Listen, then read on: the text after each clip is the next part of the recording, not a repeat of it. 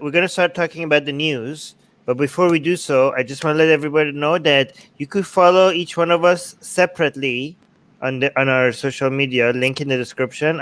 From now I'm going to include like Chopin's social media, Susanna's, and Rivka's. If you want to, an Atheist Republic as a whole as well. But if you like anybody here and you want to see where you can find them and follow them, link to that is in the description. Also, Atheist Republic is now on Twitch as well, but not with our news. We do live stream on other things at Twitch. So if you like Twitch, link to that is in the description. Also, subscribe to our newsletter. Subscribe to our newsletter because we might get removed from Facebook and YouTube because we say controversial stuff, and we want to be able to reach out to you guys if we ever get removed.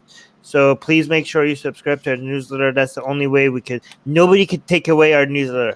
They could take away our Twitter, our Twitch, our Facebook, our YouTube. And they could take that all away from us, but they will never be able to take our newsletter away from us. So that's where you guys should be. Okay, let's get started. You know what else they can't take away? What? Our freedom.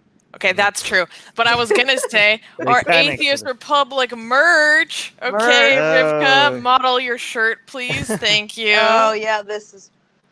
Oh, that's what I'm talking about. Yeah. Okay. Yeah. Link to that is also in the description, by the way. Yes. Just had to get that plug because this happened by coincidence. But don't we look cute? Yeah, that's my girl. Okay. Yeah. I want mine. I don't know. I can't get those where I am. Anyways. Oh, so we are here with Subham, the ex-Hindu, Susanna, ex-Christian, Rivka is the ex-Jew, and I'm here, the ex-Muslim. Anyways, let's get started. Okay, first news. Amazing news. Sudan scraps the death penalty for apostasy. After more than 30 years of Islamist rule, Sudan has outlined wide-reaching reforms, including ending the apostasy law, allowing non-Muslims to drink alcohol, and scrapping public floggings.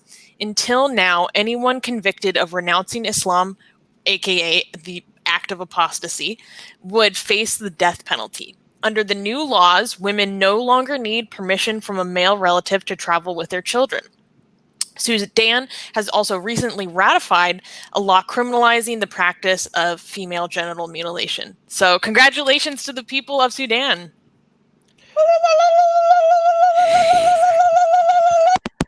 What? I want to say something. What Rivka did, that's something Hindu women do during pujas, and it's an Arab thing. It's a Hindu thing as well. Okay, so Arab and Hindu thing. I have a question. How did they manage to do this? How? Well, they ousted the president dictator Bashir after their very bloody and violent revolution recently. Yeah, but so that means that there was the people there already, like, this is something that they wanted. So the people there do not want Islamic strict Islamic laws. Like, is that our understanding? So Sudan's people are, have more secular tendencies than the government that they ousted. Mm-hmm. Is that showing itself in other ways as well, or is it just like this? Do you know? What do you mean? Like I'm like that shows like there's a lot more progress that could be made in many other areas if this is the attitude that people there have. I certainly think so. Okay, Subham. Yeah, what I was saying is non-Muslims are now allowed to drink alcohol, but in private they can import and drink in private, but they cannot drink with Muslims. If they are found drinking with Muslims, then they will be punished, and Muslims are still not allowed to drink. It's just for the 3% non-Muslim population. It's amazing that they went straight for this. Like let's show some, for me that shows to me that there's a high level of appreciation for freedom. Like, oh, we got rid of the dictator. What are the things that we need to change? Apostasy laws, like public flogging. I'm like, good. Like, this is amazing.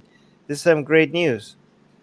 There's also that Sudan has banned FGM, and women are now Oh, freely able to travel with their children without the permission from a male relative.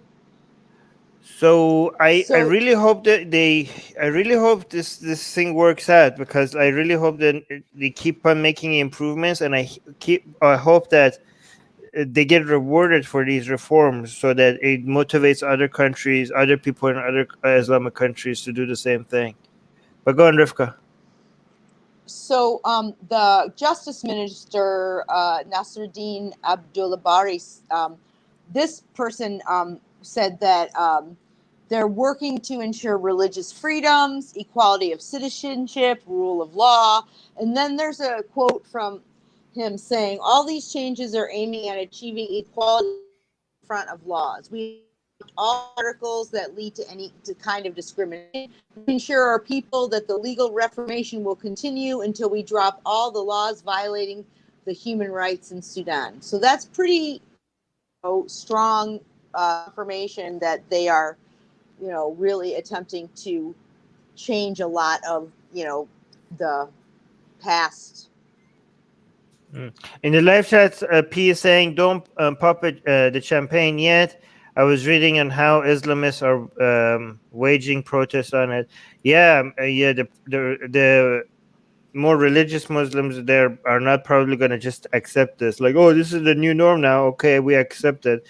They're going to be probably fighting this. So I really, congratulations to Sudan. Amazing progress. You guys are really like taking advantage of your victory in against the dictator. Well, like it seems like you guys are making the right changes after your success. So I really, really hope, for the sake of Sudan and for the sake of other countries, being able to see what precedent they say sent, that, because if Sudan fails after all this, um, other freedom fighters in other countries are going to be told, like, look what happened to Sudan. Look what happened to Sudan. Is this what you want? Is this what you want? And if Sudan succeeds, other freedom fighters against their theocrats are going to be like, look what happens to Sudan.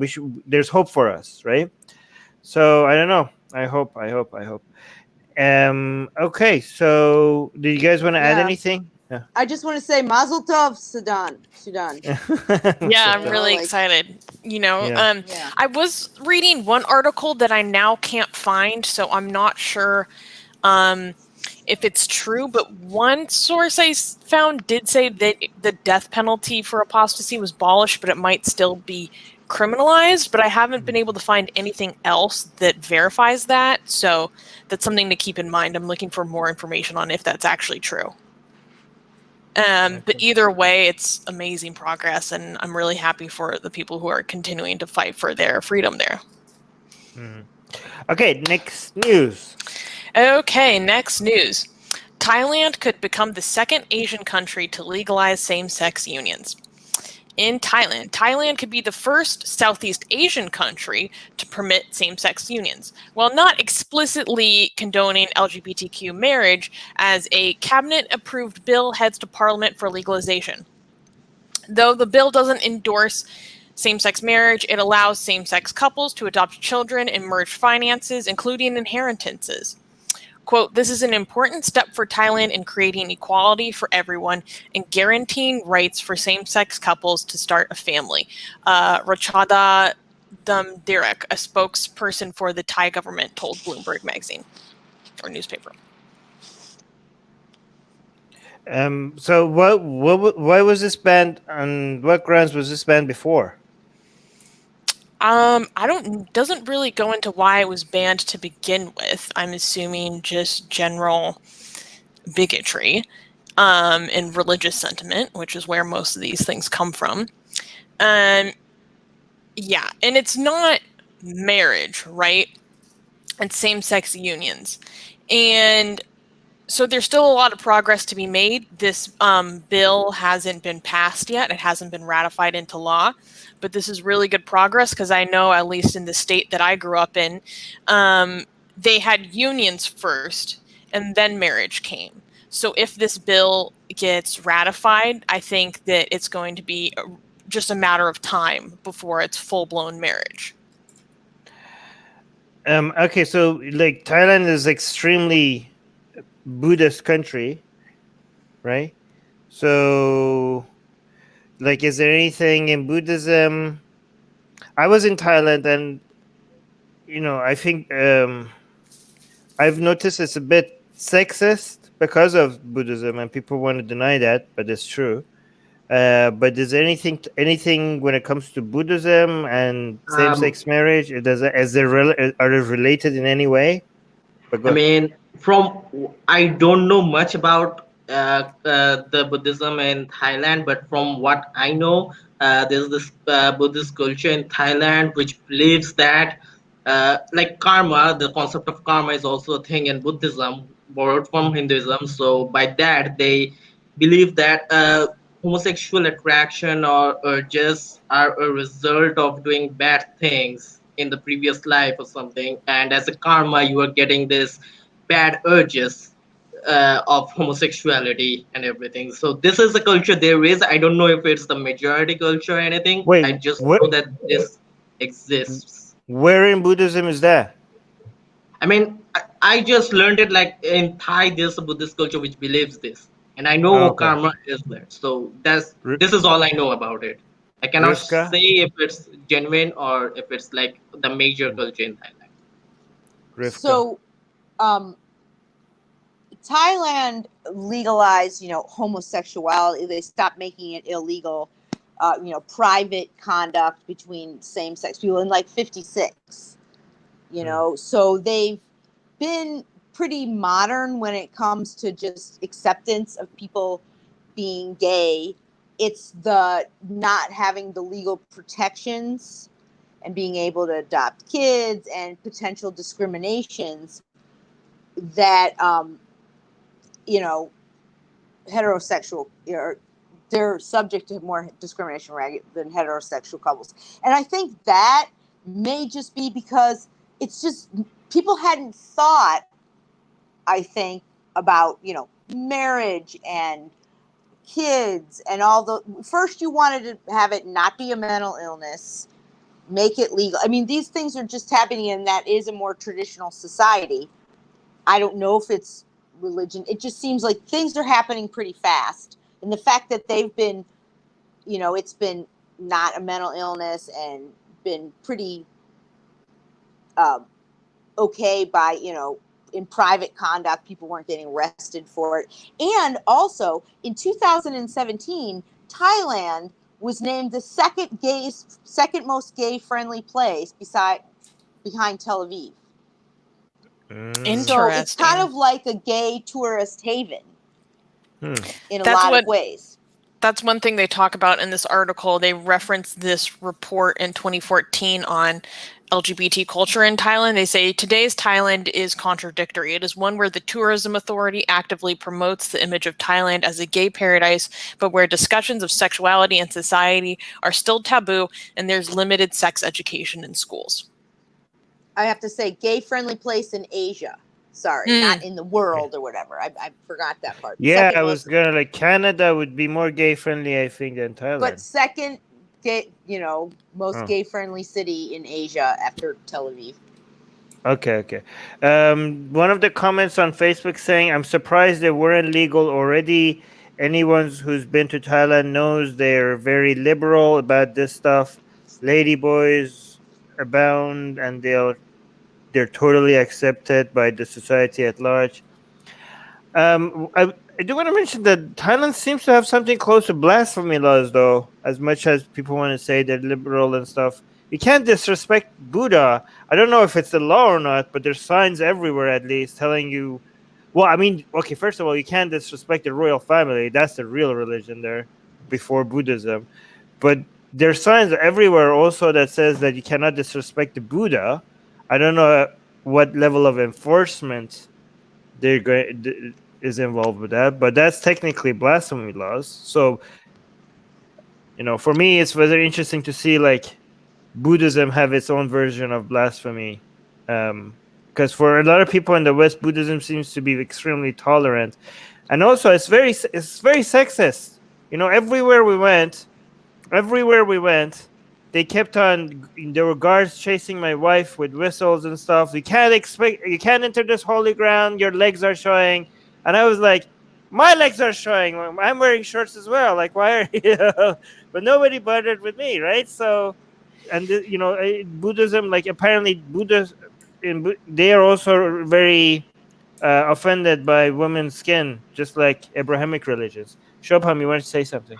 Yeah, well, first of all, about the comment you just read, the term ladyboy can be considered as offensive by many trans people, but I want to like say that there are some people in Thailand and Philippines. Like in Thailand, they are called katoes. I hope I'm pronouncing it correctly. But in Philippines and Thailand, I know many people who identify themselves as ladyboys. So I don't know. It's maybe mostly to Western people it's offensive, but I have seen people who identify themselves with this term. So I just wanted to clarify that, just because some people might get offended. And also, yeah, the sexist part, like there are so many misogynist verses and Buddhist scriptures, and I know so many, most Buddhists I know disagree with me. Like many Buddhists, including Soraya in the live chat, loves Buddhism, and we disagree on this. And they say that, oh no, Buddha wasn't misogynist or anything. It's just the people after him, and we don't even know whether Buddha existed or not. There's no solid evidence for him. So for all we know, it is a very sexist religion. I have an answer to your question about blasphemy in Thailand, by the way. Go on. Okay, so firstly, like the highest form of blasphemy that you can do in Thailand is against the king. It's very dangerous, very, very dangerous to speak against the king in Thailand. But you're speaking religiously. So I found this on the endblasphemylaws.org website. Thailand has no official state religion. However, Theravada Buddhism receives significant government support and privileges, including protection of Buddhist beliefs from, quote, insult. The 2007 Constitution generally provides for freedom of speech. However, laws prohibiting speech likely to insult Buddhism and other religions remain in place. The 1962 Shanga Act, amended in 1992, specifically prohibits the defamation or insult of Buddhism and the Buddhist clergy.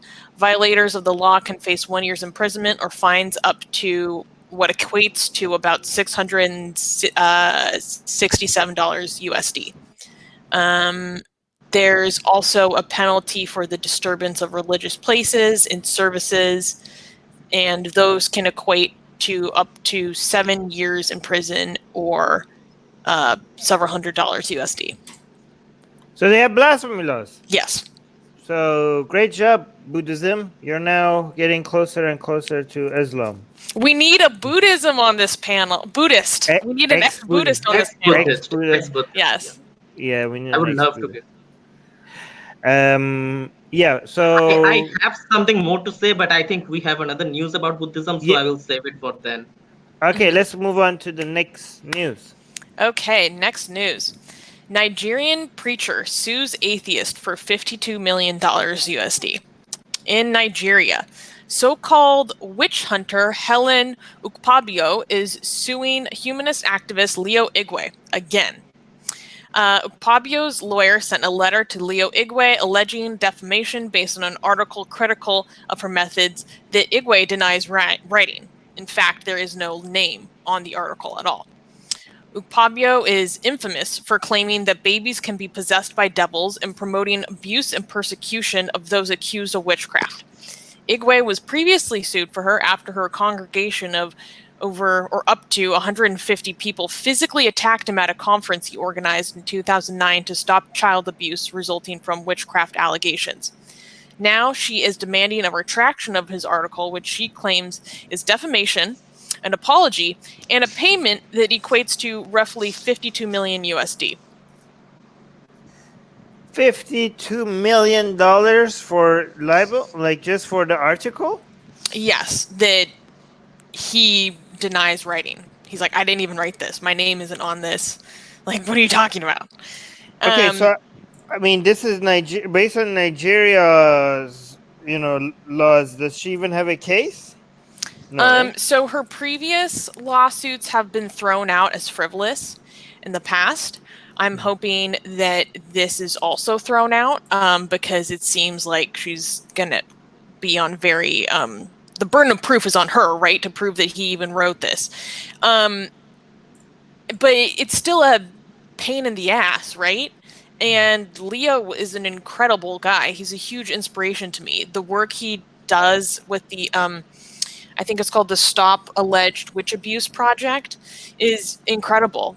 And I think it's really worthwhile, if you're listening to this, reach out to Leo Igwe at Leo Igwe on Twitter and send him some love because he's awesome. Yeah, he's doing some great work. Like, look what the crap that he has to deal with just for spreading, like fighting against nonsense in Nigeria. Like, this is like, these are the activists. These are the atheist activists on the front line doing the real work. They need all the support that they can get.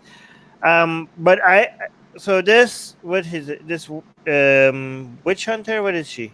What is she again? She's a preacher. Preacher. Right. She's a Christian preacher. Same thing. And no, but they do practice witch hunting. And well, we talked to Leo before on our channel when he was raising awareness about the case of Mubarak Bala, who still is not free, by the way. # free Mubarak Bala. You can learn more about that case by searching on our channel, Mubarak Bala. Because he also talks a lot about witchcraft persecution in that conversation we had with him and describes the different beliefs and the different practices that go into this and the fake witch tests that they do to prove that someone's a witch, and how literally anything that usually it's a child, a woman, or an elderly person does, any misfortune that will happen in a family's or community's life will be blamed on an individual, and they will be physically abused and tortured as a witch for supposedly causing this misfortune upon the community. And it's really the abuses are horrific. I see pictures on Leo's Twitter and it is really devastating what happens to these people. And he's fighting tooth and nail to stop it, and this is what he gets. So Rivka? I wanted to just pick up some things that Susanna said. She said, this lawsuit about children, this lawsuit is specifically about her things that she has said about children that could potentially have led people to abuse children and treat them very terribly, physically abuse them, emotionally abuse them, because a lot of the things that she says are signs of witchcraft are things that kids do anyways. Cry at night, stamp their feet, have a fever, not eat well, all kinds of things. And then she says they're possessed and, all these things. And so that was part of what was discussed at the conference when they attacked him and then they sued him. Right. And so it's dangerous because she's saying things. I mean, it's bad enough that it's witchcraft, but these aren't like, if he flies or, sprouts wings. No, these are normal activities that children do that they're associating with being witches or spirit possessed. She is internationally recognized as promoting the abuse of children. It's well known. Mm-hmm. So how can it be defamation if you advertise this practice? She's saying it, you're right. Her reputation, but can I say something really quickly? Someone having a background noise? No, but you're not letting me speak. I just want to say that first of all, I made Soha an admin in the live chat. Thank you for Soraya. I think recommended that. That was a good recommendation. Another thing is that with regards to this witch hunter, this priestess or whatever, I just want to point out that a lot of people think this is stupid. This is idiotic. What the hell she's doing? I think this is genius. She doesn't have to win the lawsuit for her to be a win for her. She's getting a lot of media attention. Maybe this is why the number is so high. Like she doesn't. Maybe the number is so high because she doesn't. She knows that she's not gonna win it. She just wants the number to be so high because it's just more click worthy, and she wants to get people like, oh my god, $52 million. She just wants to be, look, her picture is like the cover of this news article, right? And she's probably being covered in a whole bunch of other places. She's just bringing attention to her and her church more. This might be very smart thing for her to do. Well, all lawyers will tell you every lawsuit does, can and does sometimes have a nuisance value to a degree, depending, and stuff like this, So yeah, I mean, I think that's part of it too, because she keeps filing those. I think she's a nuisance value lawsuit gal. It's a threat. Mm-hmm. It's a threat Right. in trying to just divert energies and divert attention from the real cause. Oh, and I want to correct myself. Leo's project he's the founder of the Advocacy for Alleged Witches organization. Sorry. It's okay. I knocked this over. But yeah, please look into his work because it's so important. And Yeah. he's really doing a lot to help people who are heavily persecuted and ostracized in their communities. So support Leo. Yeah, support Leo. I'm going to ask him if maybe he'd like to come back on and talk about this lawsuit. Okay. Yep. All right. So let's go to the next news. Okay, next news. U.S. Supreme Court rules job discrimination laws don't protect teachers at religious schools in Los Angeles, California.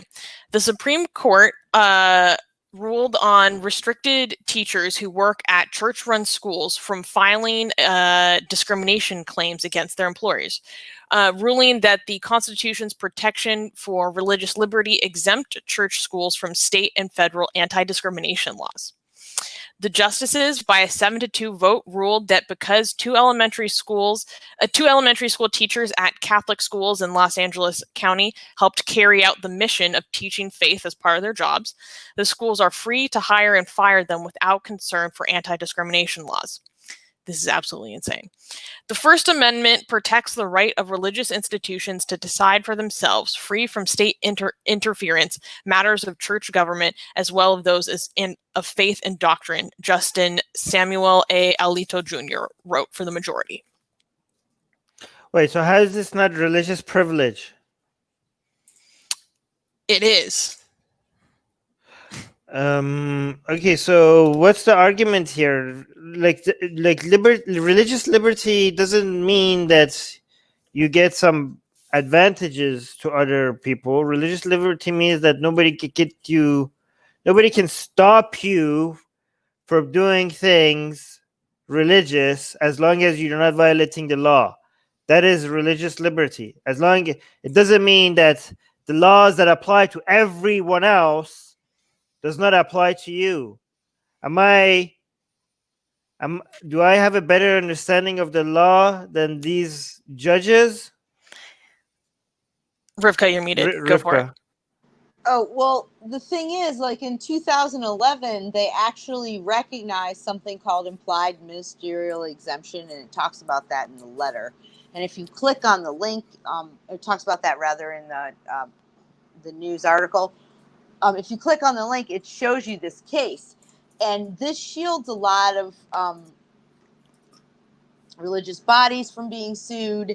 And the issue in this case is whether that exemption is more broad to teachers, whose duty wasn't necessarily to teach religion, but they are teaching at a religious school.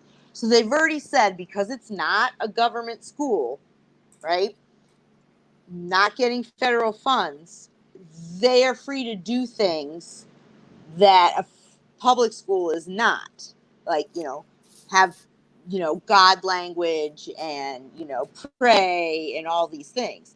But I do think there is a level of privilege, but that privilege has been upheld time and time again or enacted into law with a lot of what they're calling these religious freedom laws, to sort of cement that privilege under the guise of freedom.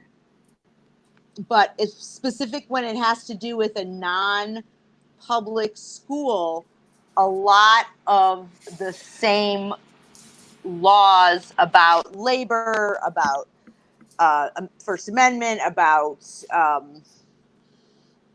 even they're saying even discrimination, all kinds of things don't necessarily apply the same way. They can restrict your speech. They can tell you can't wear certain things. It's different because they're not a federal entity or a government entity. So, I want to Susanna. bring up the two cases that were involved in this, because when I first read this, I assumed, because I'm queer and I went to a Catholic school, that this probably had to do with firing some gay teachers. No. And then I was like, oh, well, maybe they're saying that because that's part of their faith, it's okay to discriminate against that group, which it's not. But it's not even that. The two cases involved are two women. One woman sued the school for age discrimination when her contract was not renewed after an administrator told her that she should retire. She's like, I don't want to retire. And then they didn't renew her contract. So she sued them for age discrimination. The other woman was a full-time teacher who filed a lawsuit after her contract was not renewed because she was being treated for breast cancer. So this is like the most, I don't even know how to put it. It's like just all discrimination is fine now. Like, what would they do if someone was let go because of their race at a religious institution? Is that now upheld by the Supreme Court? I mean, I'm no attorney, but I mean, that's what they're saying. If you're it's religious, what they're saying. if you're religious, you can discriminate. But they're not. They don't have to hold her job in the FMLA thing while she's being treated for breast cancer. Like they could hire someone else to replace her, but she has to be able to have that job when she comes back. Which, by the way, like, what about their boss from Nazareth? Like, I mean, how would he view that kind of, oh, she's sick and we're just gonna, I mean, I don't know. It's reprehensible. Doesn't seem very loving. By the way, for anybody that is like a extremely think well, government should be involved in any of this anyways. I mean, I disagree with when it comes to discrimination. I think the government should be somewhat involved. But even if that's your position, that that the government shouldn't tell organizations how to these things, it should be equal. It can't be like, oh, non-religious organizations don't get to do that, and religious organizations do get to do that. And also when it comes to religious freedom, if I want to come up with an example to say what it means for you to have religious freedom, if you're if you want to practice, if you want to worship your whatever sky daddy, and if this means that the government is not allowed to come and say oh, you're not allowed to have these ideas, you're not allowed to sell these books, you're not allowed to get together and worship these gods, this would be against the Constitution in the United States. That's what it means for you to be able to be free. Okay, religious freedom. There's nobody can stop you from doing any of that. But if somebody come and says well, I want to sacrifice virgins for my religion, and people say, oh, no, you can't do that. And what happened to freedom of religion? I should be able to sacrifice virgins. I know other people cannot sacrifice virgins, but because this is a requirement in my religion, there should be a exclusion. There needs to be a privilege that we get. They're like, yeah, no, that's not what religion freedom means. This is now religious privilege. That this is now something they said laws that apply to other people do not apply to me. I should be able to get away with this, right? Religious freedom just means nobody can come and specifically come for rules to stop you from practicing your religion, even if it's not violating any other laws. You can't have specific laws targeting your religion like that. That's what it means. But this is what the court is doing here right now is closer to okay, yeah, you guys get to sacrifice virgins, but other people can't. I mean, that's what, yeah. So that's my example. There's a quote from this that just really blows my mind. From the court's majority opinion. quote, the independence of religious institutions in matters of faith and doctrine is closely linked to the independence in what we have termed, quote, matters of church government. This does not mean that religious institutions enjoy a general immunity from secular laws, but it does protect their autonomy within respect to the internal management decisions that are essential to the institution's central mission. And a component of this autonomy is the selection of individuals who play certain key roles. What does kicking someone out for their age and kicking someone out because they have breast cancer have to do with the Catholic school's central mission? But even if it did, I know it's wrong either way, but it just, even the way that they phrase it doesn't make sense. Yeah, it doesn't make sense in any way. Like, but also my example comes into play as well. What if you say sacrificing virgins is essential to the core part of our ideology? We cannot continue. You know, our religion is dead if we cannot sacrifice virgins. Okay, so you can say that. I think the Church of Satan needs to step up. They need to step up with this exact reason. Find a virgin. Start working. Wait, no. Okay. By the way, well, they sued the in Missouri about the abortion laws. Yeah. So. Make a religion that requires abortion, requires you to get pregnant for the sake of being able to abort the baby, because that's how you do sacrifice, right? So another thing. This is a violation of church and state separation, isn't it? Like, if you go beyond just religious freedom and now you have the government giving you privilege based on religion, isn't that a violation of church and state in some way? Separation? Usually the establishment clause usually works like I said, it's in public institutions when the government is doing something that gives the appearance of an establishment of a religion or actually is. No. That's what you were used to. That's what we noticed it when it brought up. That's how the establishment clause is usually read in terms of separating church and state. No, but this is this is what is in modern days we encounter it more. But what I'm talking about is what it meant to be more traditionally. Like, traditionally, it was meant to be like, hey, let's give these religious organizations a different rule than everybody else. That's a bigger violation of church and state separation than, oh, hey, there's a cross in a court somewhere or something like that. I mean, they both are, but I think this is even more. It's hard to say because, I mean, when the United States was founded, there were all kinds of, things that had special privileges. Only white men who owned certain amount of land could vote. That was a special privilege. Yeah, and it's removed now because it's against the Constitution.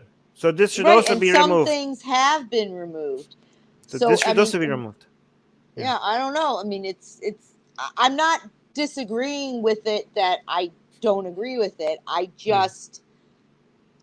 It's the religion thing is odd in the United States because. Yeah. I don't believe that everywhere.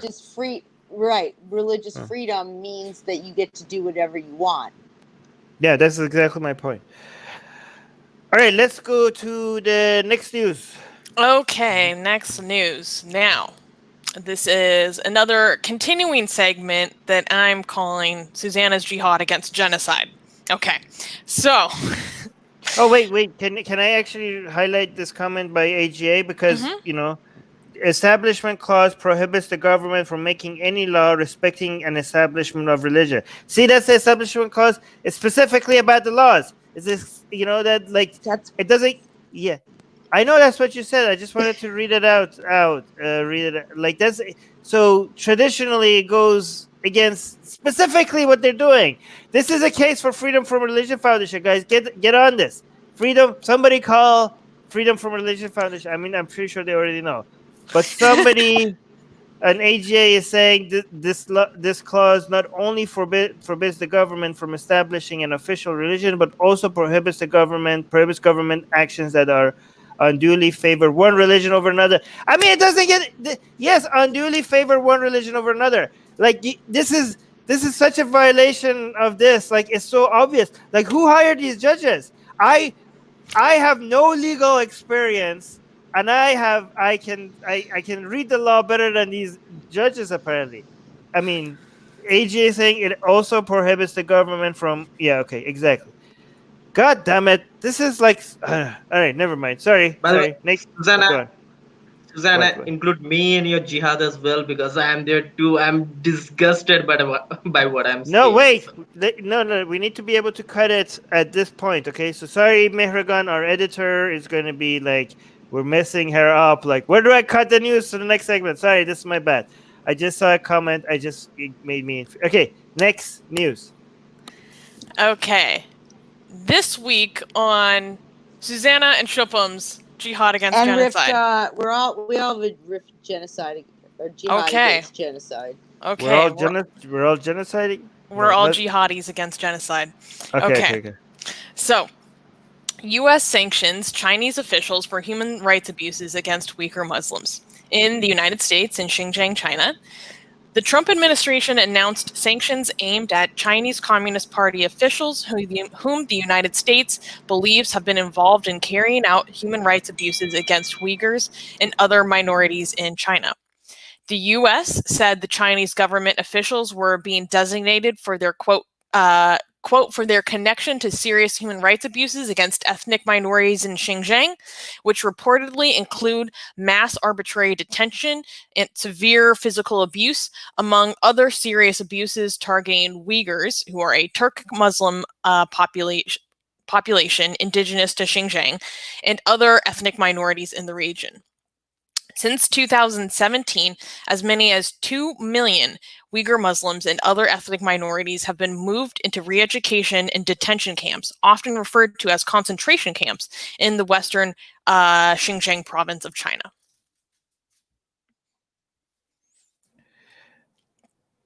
Well, okay. So the problem with the United States is that, I mean, okay. So if anybody now comes and says, well, US has its own human rights violation, first of all, fuck you, because you're, even though you're right, we're talking about China. Okay.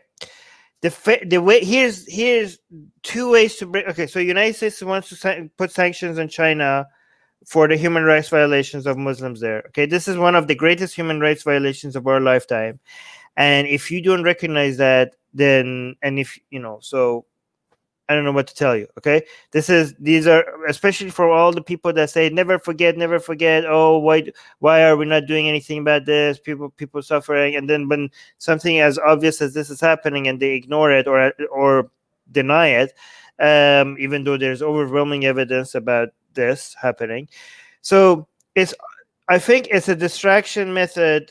If every time we mention China's human rights violation, you mention United States rights violation, the fair way to bring up United States human rights violation in this scenario is only if you want to speak about it in a strategic sense. Okay, so yes, United States has its own human rights violation, but even more sadly than that is that it seems to turn away or pretend like countries like Saudi Arabia are not do not have human rights violation, right? So the reaction to that shouldn't be like, oh, so let's not support United States right now to put pressure on China because United States government seems to be a hypocrite. Because this is important. It's important for us to put pressure on China. We cannot ignore this just because the United States government is being, is hypocritical. But it's fair to point out that United States pressure on countries, for their human rights abuses is very ineffective given how political United States government is about putting this pressure. Like, you could discuss it from a strategic sense, how weak and pathetic is United States as a government if they allow Saudi Arabia to get away with its human rights violation, right? So again, the main point is, like, do not use this as a distraction from China's human rights violation, but do use it as arguing for how sad it is that this is not going to work as effectively as if it would have had if United States was a country that was consistently always standing up against human rights violation. United States, unfortunately, is a country that is not only hasn't stopped Saudi Arabia against its human rights violation, it aided it into it's financially supported it, and in Saudi Arabia's greatest human rights violation against people of Yemen. And again, this shouldn't stop us from supporting this. So far, China has gotten away with very little pushback for this, for what they do to Muslims there. So this should be supported. I just wish that the United States is putting pressure on Iran, China, Russia, but not Saudi Arabia. So this is completely inconsistent with, it shows that it's not human rights that matters, right? It's just who's your ally, who's strategically what makes sense to the United States or not. But again, even if that's true, we still need to get, take what we can get, because the Islamic countries are not putting pressure on China. Like right now, United States is leading the way to defending Muslims than any other Islamic country. Not only Islamic countries are not supporting the Muslim, other than Turkey, I think, and I don't know what other country. Qatar, I think, also, I'm not sure, but countries like Saudi Arabia, Pakistan, and Egypt have not only not said anything against China, they have congratulated them for how effective they are at stopping terrorism, even though China is the terrorist state itself. And just show hypocrisy. So yeah, great job for these Muslim governments for making United States the leading champion of defending Muslims' rights. Rivka, go ahead. So I agree that, definitely the United States should still keep the pressure on China. I think it's unfortunate that our standing in the world has gone down a little bit in terms of cutting ties with allies. So that's difficult. But I still think we still do have some standing, and we still should call things out regardless. So that's one thing. But I wanted to say something else. If somebody's interested, in knowing this, that Majid Nawaz is on a hunger strike with regard to the treatment, the genocide of Uighur Muslims in China. And he is trying to secure a debate in the UK Parliament for sanctions on individuals who are responsible for gross human rights violations. And he's got 2 petitions if people are interested in them. Funny you should mention that, because I went ahead and posted those 2 petitions in the description of this video on both Facebook and YouTube. So if you're watching this right now, there is one petition for the Parliament that only members or UK citizens can sign. UK citizens, right. And that's the one that Matches is on a hunger strike for. So please go sign that petition. They're almost halfway there. If you're a British citizen. Exactly. If you're a British citizen, I don't want anyone to try to scrap this because they think that there's tampering. Don't let my man Majid starve anymore, okay? And second, I posted another petition that is just for the global audience. So citizens of the world, go sign that petition in the description. If you're watching this video live on either YouTube or Facebook, we have all of the stories we're talking about at the bottom of the video description. And I folded it to be under the title of this news, so you can find it more easily. I put petition in all caps. Please go sign this petition. I think that there needs to be infinitely more pressure on China. I don't give a fuck. I want more sanctions. I want more action. And taking less than a minute out of your day to sign a petition would be really meaningful to me. So, and to the millions of people who are interned. And to let people know, because honestly, a lot of people don't even know that this is happening right now. Right. So the top comments are: what does the U.S. look? Why doesn't the U.S. look at his own country? His own country. Didn't know United States was he. But okay, so this is again a distraction tactic rather than a strategic tactic. So no, Anna, fuck you. Jen is saying faithful allies of Saudi Arabia suddenly care about human rights. Well, they don't. And again, this is a distraction tactic. But even though these are distraction tactics, it shows that this is the common, this is the common reaction people will have. And I wish if United States had a more consistent strategy against human rights violations, again, this wouldn't be the response that they would have gotten, right? Again, but even though the United States government is a hypocrite, this needs to be supported. Okay. 100%. Yeah. I get the most disturbing comments when I post about this on Twitter. People are saying that China is doing something right.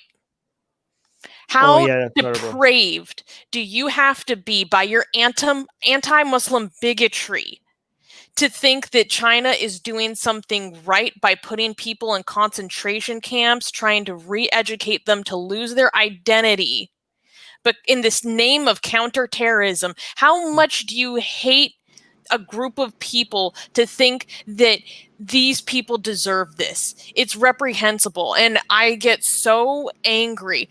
We don't believe in collective guilt, and we don't believe in collective punishment. And people say to me, oh, well, look at how religious minorities and atheists are treated in Islamic countries. Like, why are you talking about this? Blah, blah, blah.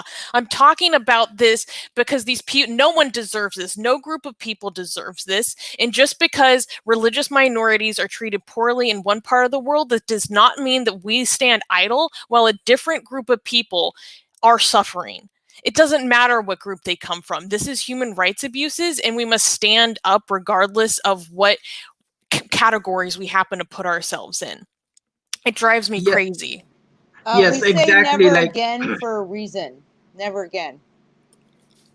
Yep, exactly. Like in India, like the people around me, most of them are obviously Hindus, and many are Hindu nationalists. And these people are saying that, yeah, China is doing a very good thing because this is something every country needs to do, apparently. These people are saying.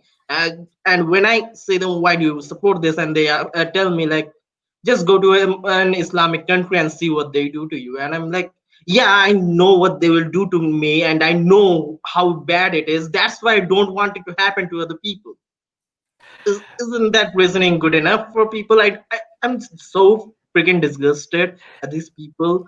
Like, yeah, Islam is shit, but seriously, like, do you really commit a genocide on Muslims for that? And also, all Muslims aren't Islam, and Islam isn't all Muslims. So I find that this capturing it all in one thing really just, very intellectually lazy and just really short-sighted. This is exactly, Rivka. This is your mind on collectivism rather than individualism. Like, oh, let's screw those Muslims over there and put them in concentration camps because the Muslims over here would do this to us if we were doing over that. Like how dumb do you have to be for you to think like that? Susanna. It drives me crazy. And when people say, oh, well, this group over there treats them, would treat you poorly, so why do you care what happens to them somewhere else? Oh my gosh, this is why we fight for global freedom of expression. We can fight for both at the same time. All people should be free to believe and practice as they want, so long as it is not harming the other people around them. Okay? Personally, I don't want to tell anyone what to believe. I want to give them the tools to think for themselves. Okay? And putting these people in re-education thought reform camps is the exact opposite of that. It's not just the re-education and the thought reform. That's bad enough, but they are performing experiments on them. They're sterilizing them. They're pulling out their fingernails. They are taking their hair, which is dehumanizing. I mean, it is absolutely heinous. So once again, please go sign those petitions. You have 2 petitions to sign if you're in the UK. You have this one that Majid Nawaz is hunger striking for. He's also in silent meditation. 2, there's the global one. Both are linked in this description. And if you want more information about the validity of this genocide, just go look up Majid Nawaz's Twitter. He has dozens of threads outlining evidence for this genocide that has happened. People have legitimately tried to disprove this genocide in my comments, linking me to state-run media, and I'm losing my mind. Well, because they're like, this is when your anti-Islam activism gets you to a point where you want to see all Muslims as evil all the time, and Muslims should never be shown to be the victim of any kind of brutality, because that would go against your narrative. Armin, Well, about that, about people who are saying this, like this is not something true, but this is the statement media, something like, or they're justifying the genocide of Muslims or anything. I don't think these are anti-Islam activists, because I most know, we people, know that. they Yeah. don't know shit about Islam to Yeah, I mean, oppose. are we seriously gonna, like, how many, like, are we seriously back to, oh, Islam and Muslims are different? Like, I mean, I think we need to say that, because apparently most people don't get this. yeah, I guess we have to go back to early 2000s. Apparently, we haven't moved out, anyways. So I just want to address this comment here. Does U.S. sanctions? Okay, this is not grammatically correct. Do U.S. sanctions have any effect? Depends on how strategically and how effectively they use. They do have a good effect if they are used consistently and based on standards that are used across the board, and also if they are targeted. There's a lot of studies on this. Sanctions also work very effectively if they target individuals within a government that are being shown to be directly responsible for human rights violations, because a lot of these governments don't really care that much about what happens to their economy as long as their finances are okay. And also, if you target individuals within the government themselves, it's going to have a lot less collateral damage. So again, standards that are being being consistently used across the board for every country, and also more targeted sanctions, I think are better. And also, the alternative to sanctions are what? Unfortunately, we don't have any alternatives. The alternative is war. And if people think like war, well, we don't want war, and they don't want sanctions either, and they also are saying, we'll never forget, why is the rest of the world standing by and letting human rights violations happen? So these are 3 different things. Like, we have to pick one. There is no 4th option.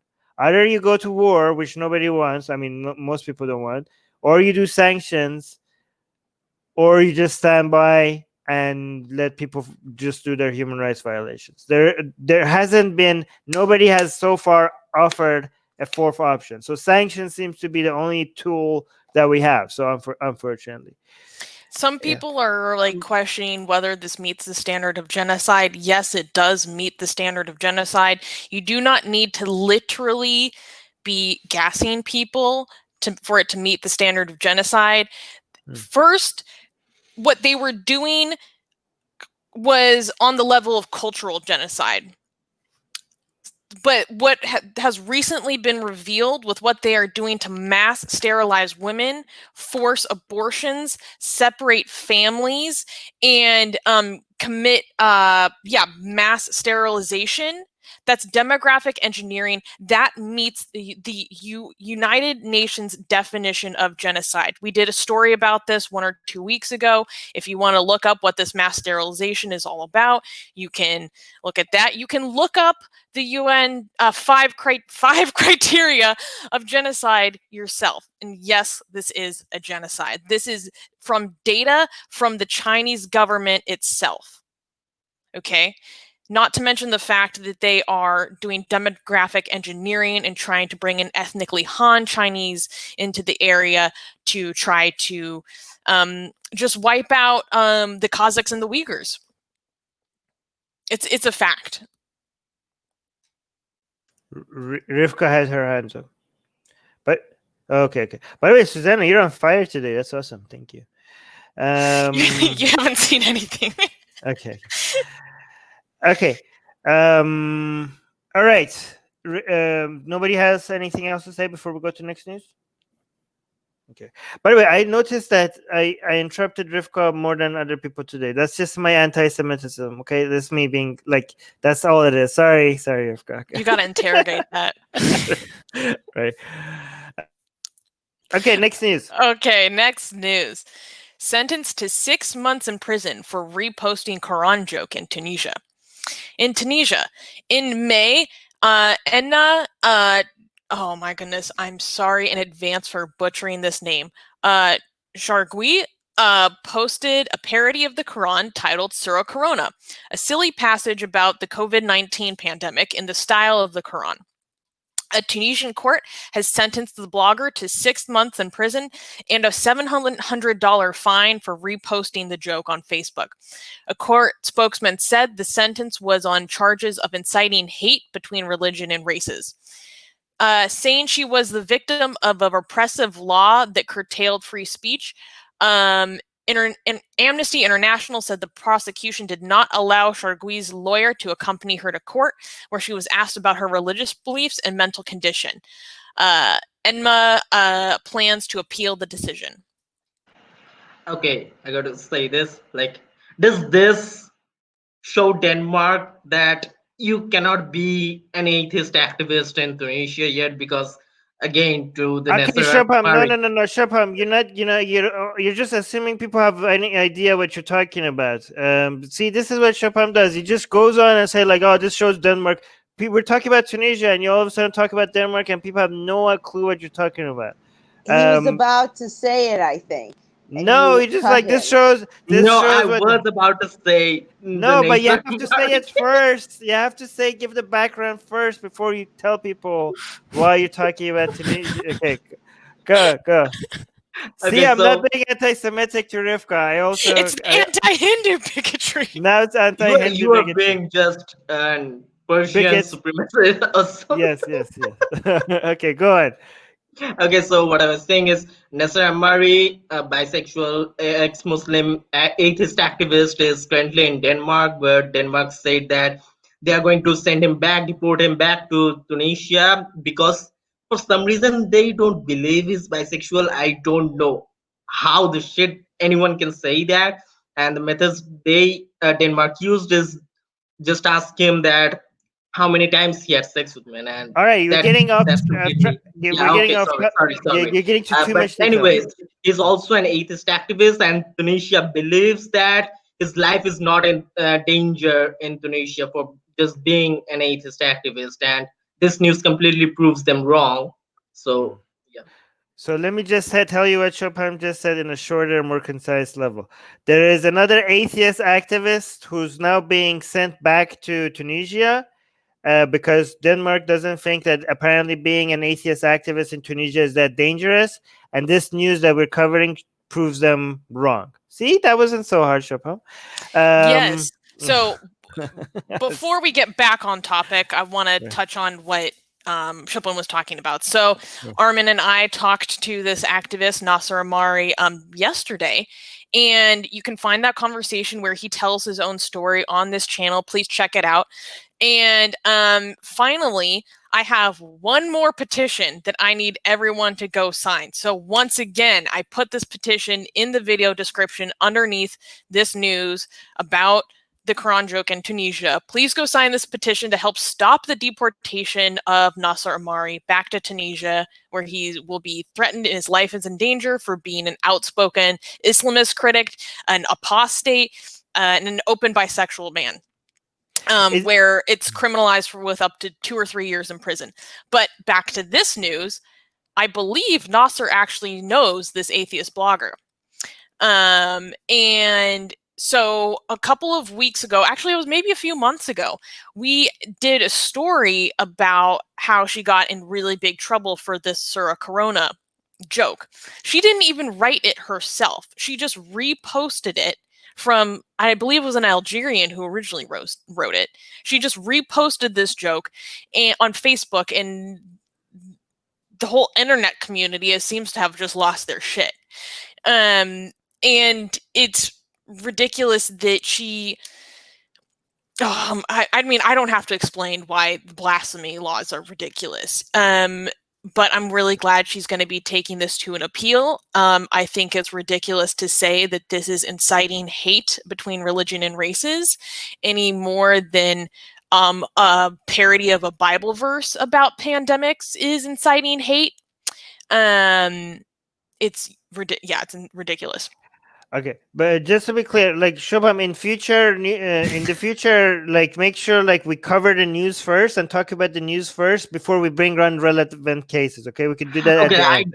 I just got angry because Nasser is a kind of a I friend, know, but and but let's we could talk about the news first before we bring up. It's important thing is I'm glad that you did bring it up. Okay, it's important that you did bring it up. Well, Rivka is having technical issues. One thing with regards to wait, is the picture on the thumbnail the picture of the person that that went to prison? I believe this is her. Okay. I actually follow her on Instagram. All right. So another thing is that people in the comment section are saying, I thought Tunisia was a secular country.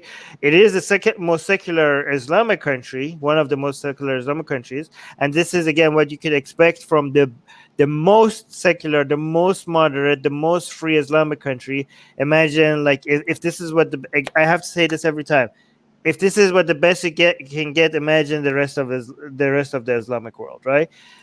Kevin is saying, if the Quran is so great, I'm sure it can handle a few jokes.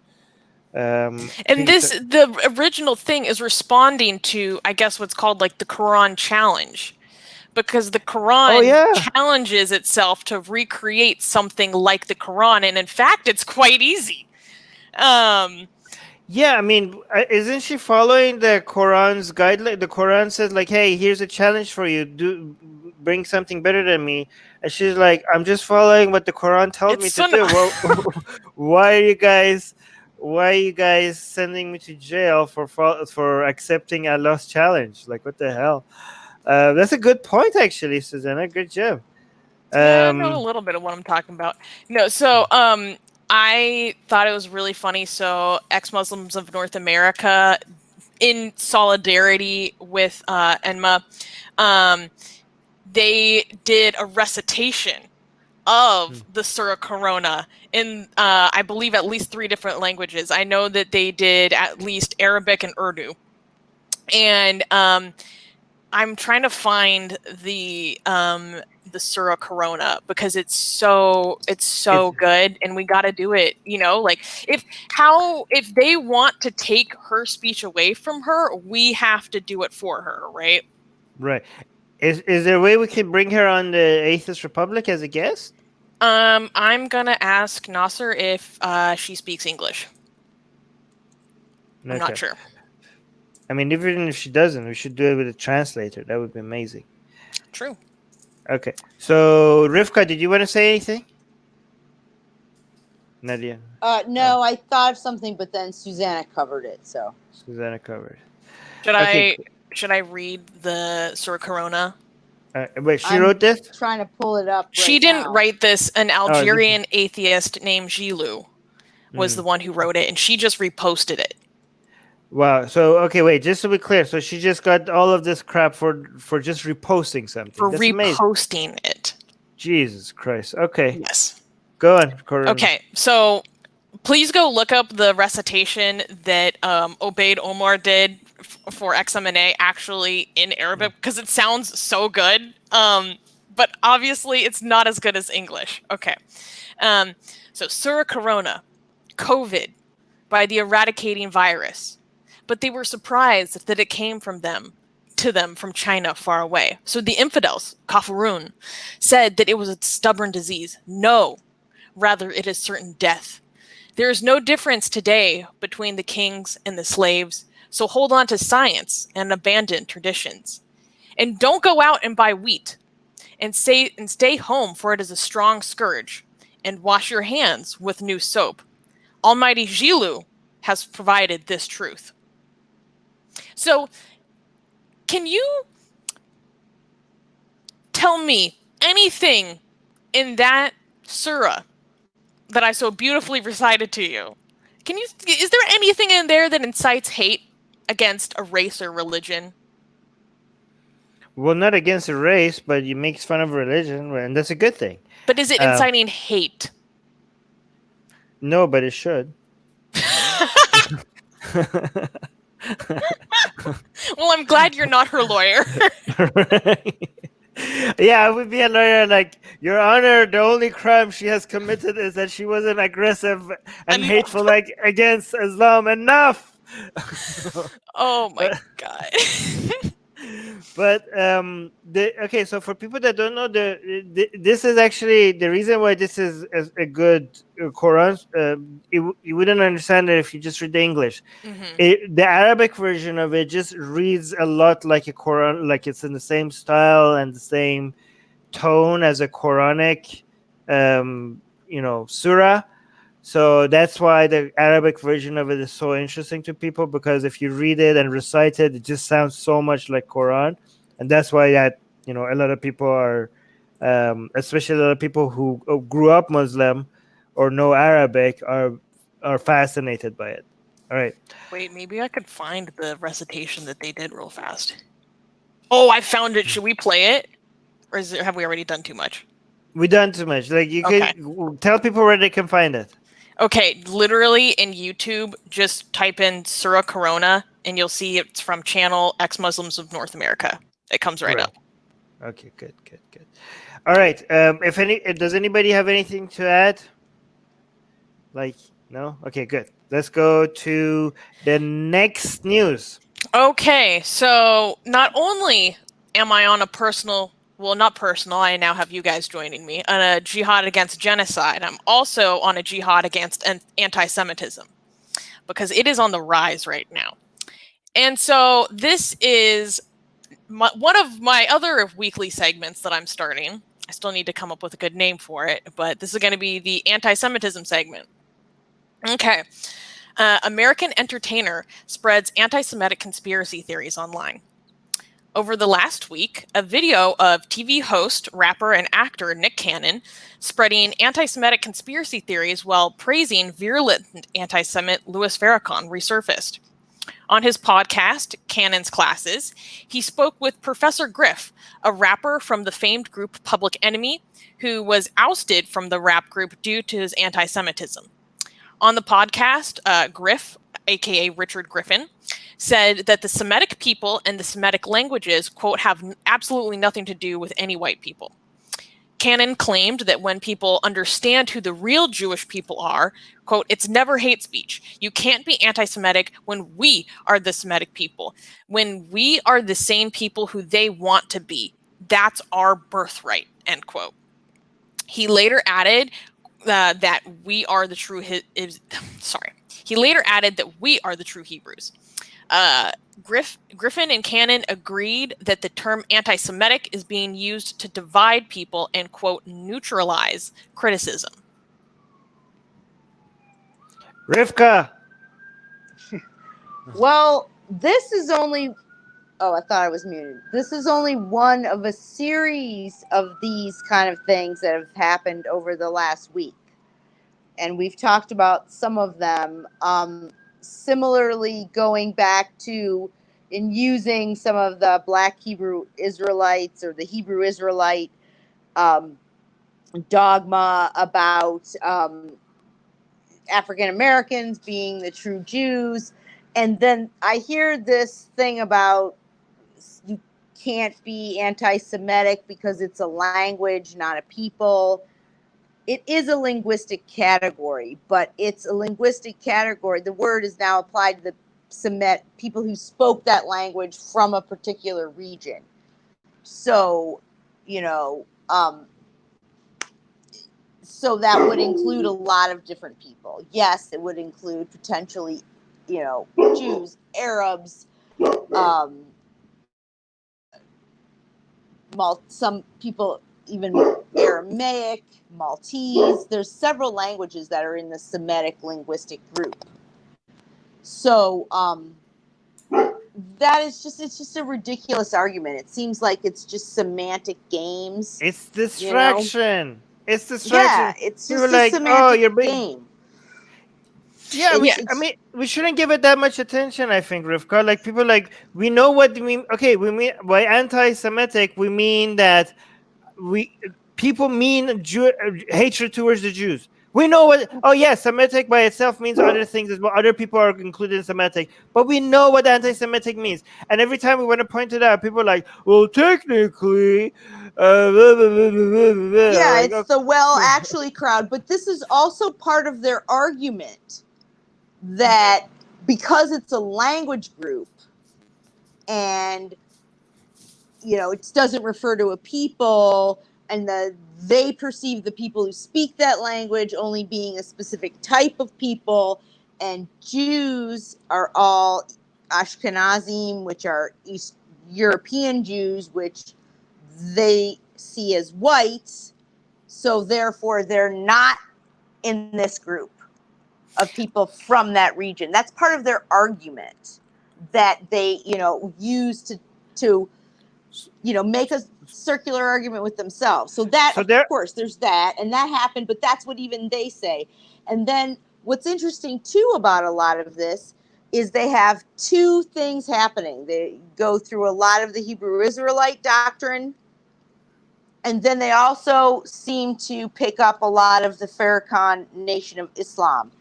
And there's a lot of crossover in a lot of these instances that happened with, Ice Cube, this guy, Kendrick Lamar did the Hebrew Israelites on his album. Then there was the Deshaun Jackson. There's so much of this. And then Farrakhan's been, put on, I think Ice Cube put Farrakhan up. There's just a lot of it. And it's a lot of strange crossover. Right. Interestingly enough. I just think we should have gotten more into the racist crap that they said before we got so technical. Well, I have a lot more to say about this story. Okay, so we can talk about it some more. I didn't want to bring. It's just, they said really horrible stuff. That anti-Semitism is used to divide people. That Jews are. Griff said in 1989, Jews are wicked, that you can prove this. They're responsible for the majority of wickedness across the globe, which is very similar to things that Farrakhan says. Again, talking about controlling the music industry, I think at one point he said, the Cohens and the Moskowitzes. And the Rothschilds. They talk about the Rothschild They talk about stuff. Zionists. I watched the whole conversation today. Right. No, I just mean, like, it's better I think it's better to discuss the core of the issue before we get into details. But the details are very helpful. I think we talked about this last week too, didn't we? Yeah, or maybe I'm getting it all confused. Maybe I'm getting confused with who else we talked about last week. Yeah, so but people, a sports person being anti-Semitic. Let me finish something. God damn it, Subham. But we need to treat these as independent segments.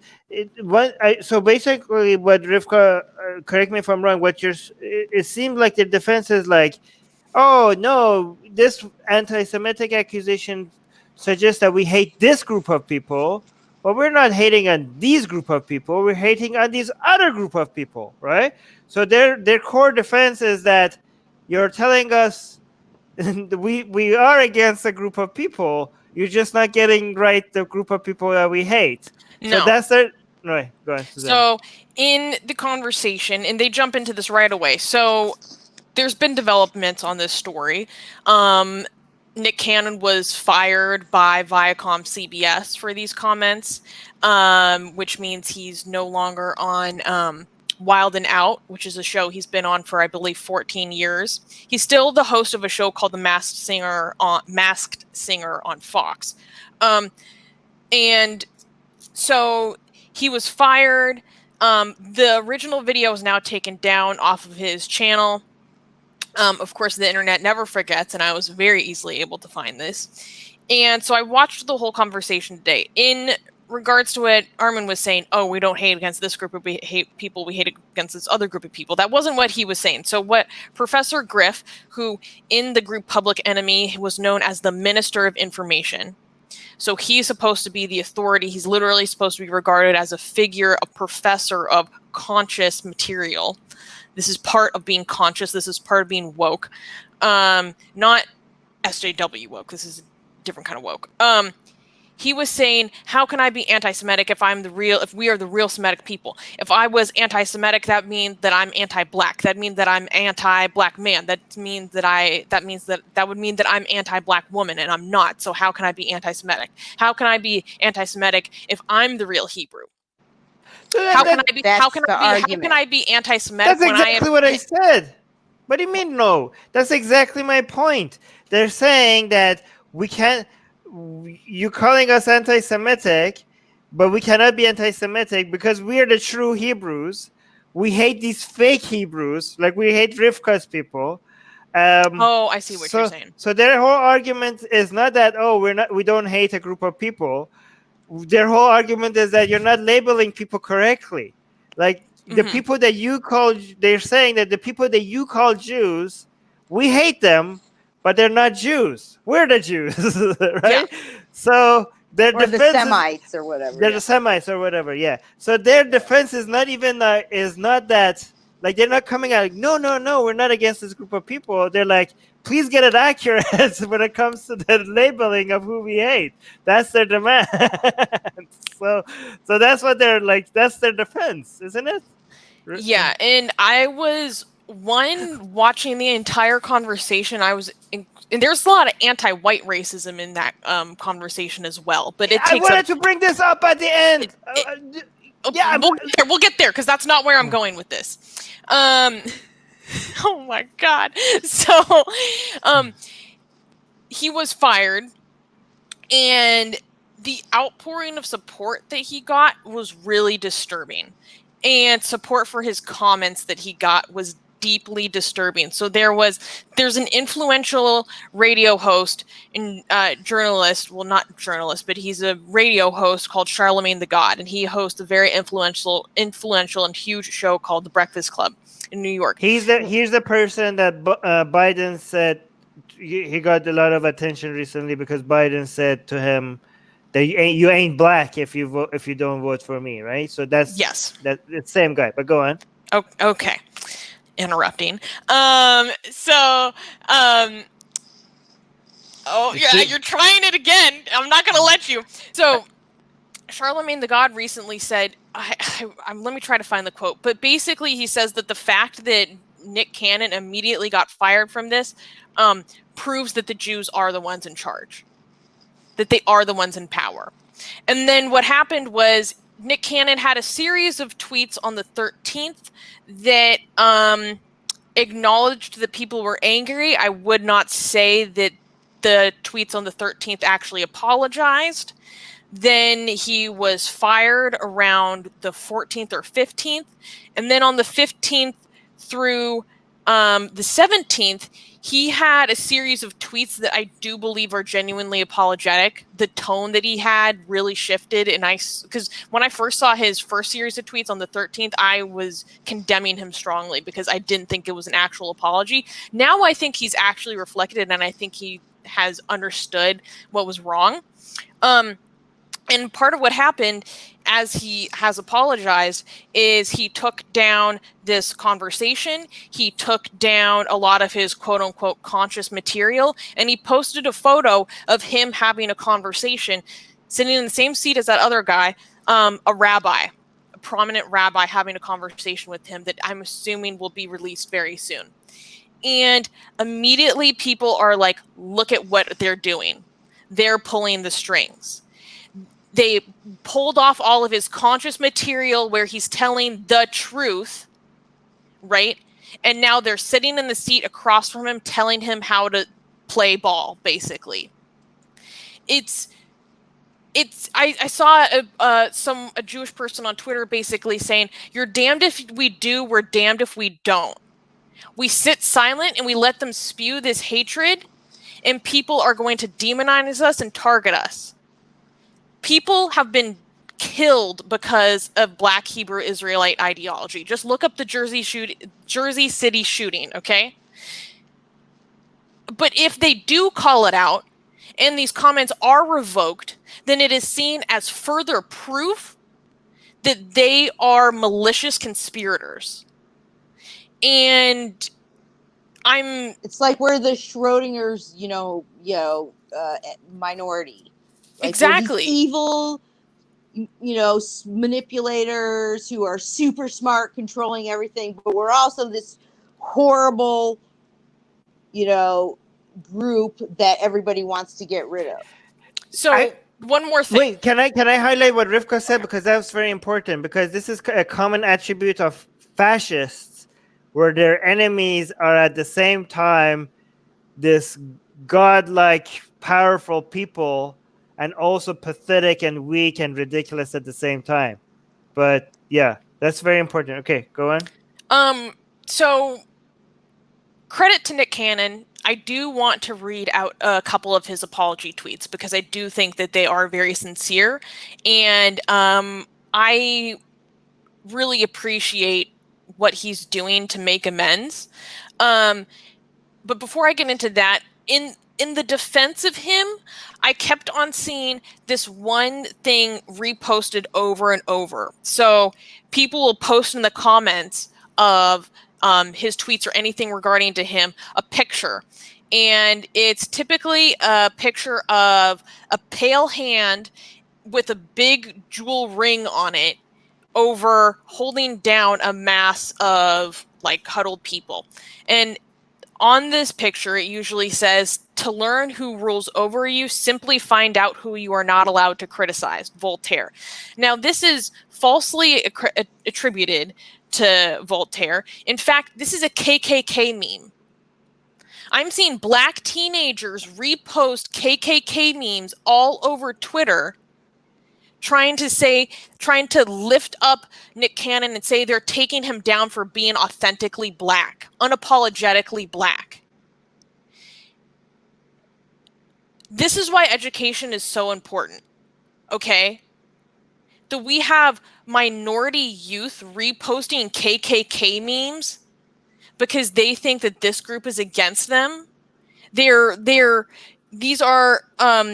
That quote is actually written by Kevin Alfred Strom, who is a neo-Nazi. Okay? This is why it's so important to call out anti-Semitism and educate people on it thoroughly. Because I don't want minority communities to be using doctrine from groups that will just as quickly murder them just because it's focused on another group, right? It's so wrong across the board. Sorry, Rivka.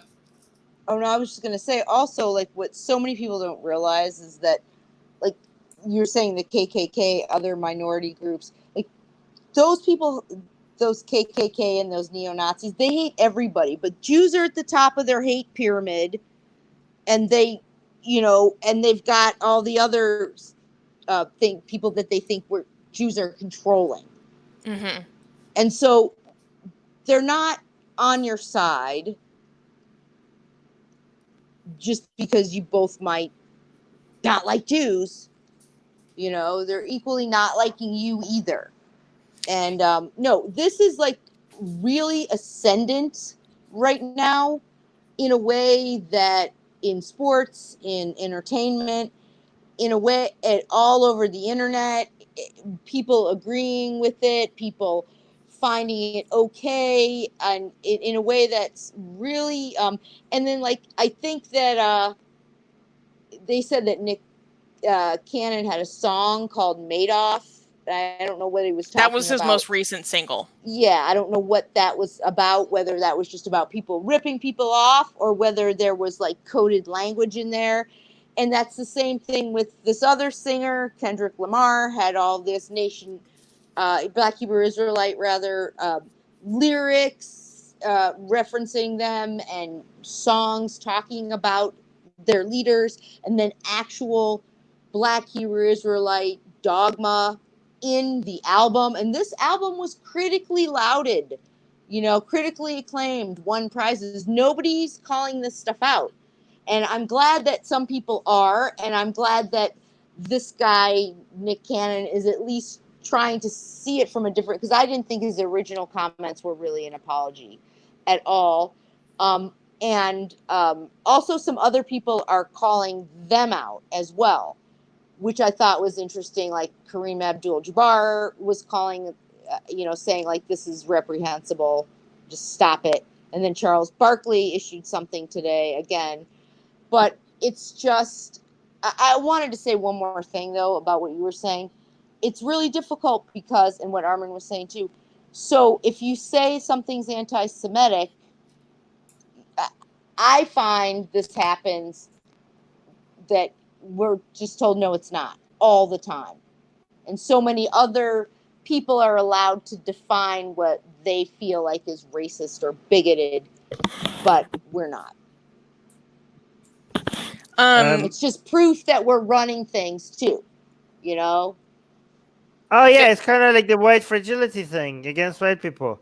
Like, if you're white and people are like, oh, this is anti-white racism. Oh no, wait. If you're white and say like, so you're if you're white and somebody calls you a racist and you try to defend yourself, that's proof of your white fragility. So in a similar way, if you're Jewish and people try to accuse you of running the whole world and controlling everything, and you try to stop them, every time that you're successful becomes proof of the fact that you're control. Like for them, like, oh, this is proof of your fact. Oh, look, you are controlling everything because you were successful. Like, so you have to fail every goddamn time for them to and if you fail, you're not pushing back against anti-Semitic views. I mean, I don't know if it's really true, but I don't know if it's really true, but I thought I read somewhere, and I could be wrong. Somebody fact checked this for me. I don't know. Thought that this was attributed to Thomas Sowell. Somebody asked him once, what do the Jews have to do to get the world to stop hating them? And he said, fail, which I thought was like a really interesting wow, yeah, exactly, response. And I laughed at it because I wish Jews run the world. Can you imagine how much better things would be? Not necessarily. Hey guys, not necessarily. Let's not go to that. Yeah, okay. We're gonna get. Well, no, let's not. Okay. But I was just making a joke about. But going back to one more thing, I wanted to say too is that it's just this catch-22, like you were saying, Armin, and also that doesn't mean that Jews are perfect. Like. Jews aren't uniquely sainted. They're not uniquely terrible. We're human beings. And I find it really difficult that it's okay now to be anti-Semitic almost. And I also think a lot of it has to do with ignorance, especially because Jews especially in America, are perceived as white. That people don't know that there's Sephardi Jews, there's Mizrahi Jews. They don't know that there's all kinds of Jews of color, and too white for the left, not white enough for the right. Wow, that's a very interesting phrase. Can I just mention that this is like a clash that we're gonna see when it comes to the woke culture, by the way, just like when it comes to the lefts, like taking the Islamic cause into their belly and accepting it. Hold on, let me mute you 1 second.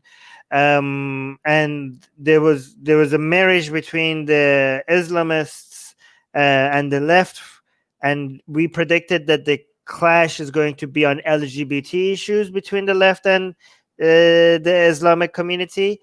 This is another thing that we're going to notice. I think there's going to be a clash because I think the left kind of adopted the woke cult in so many areas. Again, hashtag not all. But I think this whole, like, what they're going to notice is that a lot of these woke type people, like at least their leadership and a lot of their members that are the most diehard woke, wokistani mujahideen, as Rivka says it, they are very, very anti-Semitic. And in fact, they can't wait.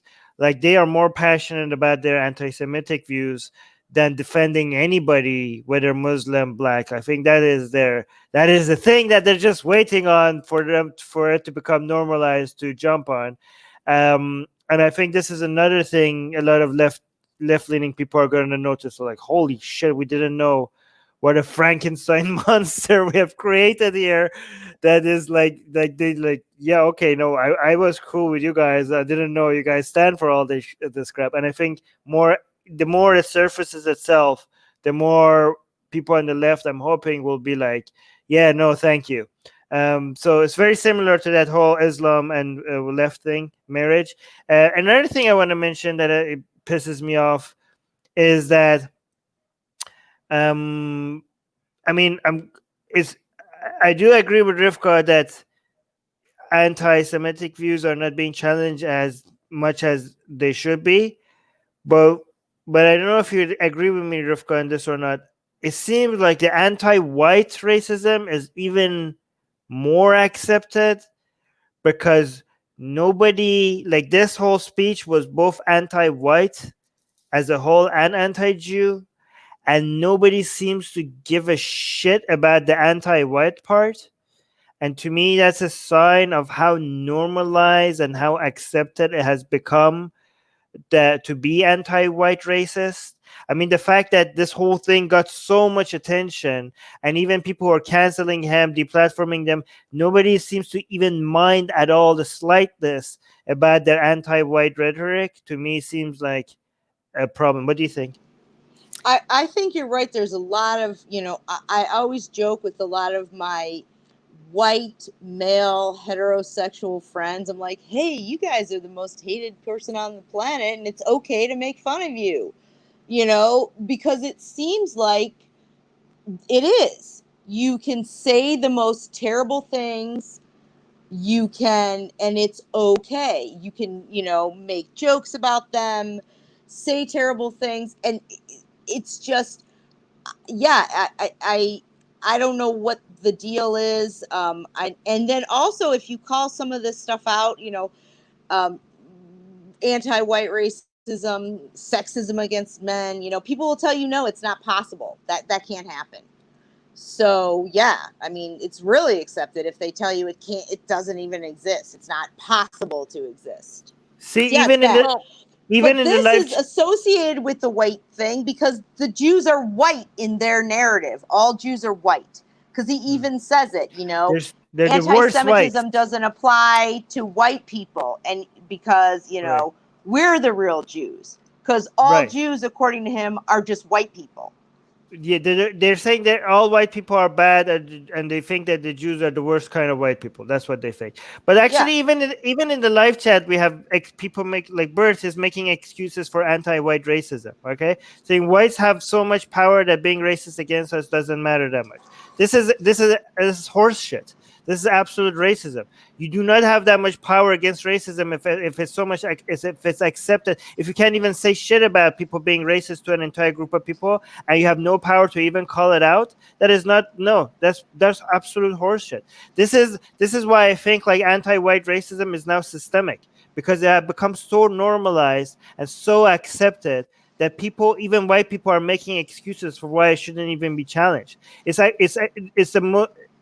It's actually becoming the worst kind of racism because it's the most tolerated version of it. Well, I just feel like you're not going to solve these things by doing, by allowing what you don't for one group, what you wouldn't allow for another.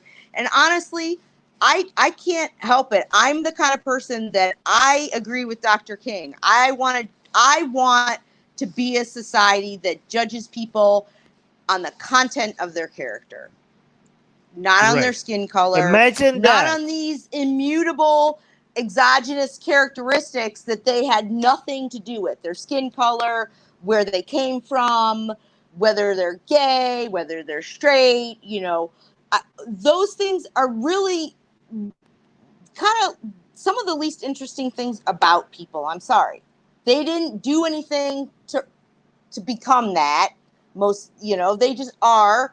And these are these exogenous, immutable characteristics about people. And that's not what I think we should be focusing on and judging people on. We should be talking about the context of their character and things like that. I just don't think by being racist, You're being racist, Rivka. allowing Fix it. stuff, it's Wait. going to fix it. I mean, This is what they would say. It's solved.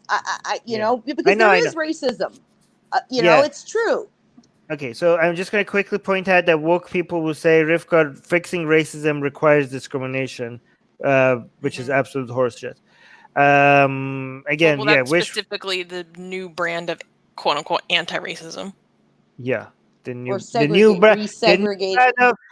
brand of racism requires you to be racist to adjust for other forms of racism. Like, oh yeah, like let's Great idea. Great idea. Let's do more racism so that we could end racism. Really quickly, I wanted to give a little bit of Nick Cannon's apology just to acknowledge that he did put out forth, I thought, a good apology. So on the 15th, he tweeted out, "First and foremost, I extend my deepest and most sincere apologies to my Jewish brothers and sisters for the hurtful and divisive words that came out of my mouth during my interview with Richard Griffin. They reinforced the worst stereotypes of a proud and magnificent people, and I feel ashamed of the uninformed and naive place that these words came from. The video of this interview has since been removed. While the Jewish experience encompasses more than 5,000 years, there is so much more I have yet to learn." Basically, where was it? He basically acknowledges that what he said was a bunch of factually incorrect conspiracy theories. They're talking about the Illuminati throughout the whole video. They're talking about the Blue Buds. They're talking about the Bilderberg Society. Like, the conspiracy levels were... the whole interview was some of the craziest stuff I've heard in a really long time. But finally, he put out a different tweet on the 16th. He said, "I hurt an entire community and it pained me to my core. I thought it couldn't get any worse. Then I watched my own community turn on me and call me a sellout for apologizing. Good night. Enjoy Earth." So I think it's so sad that now people are turning on him for his growth and his reflection. And again, using it as further proof for their bigotry. Right?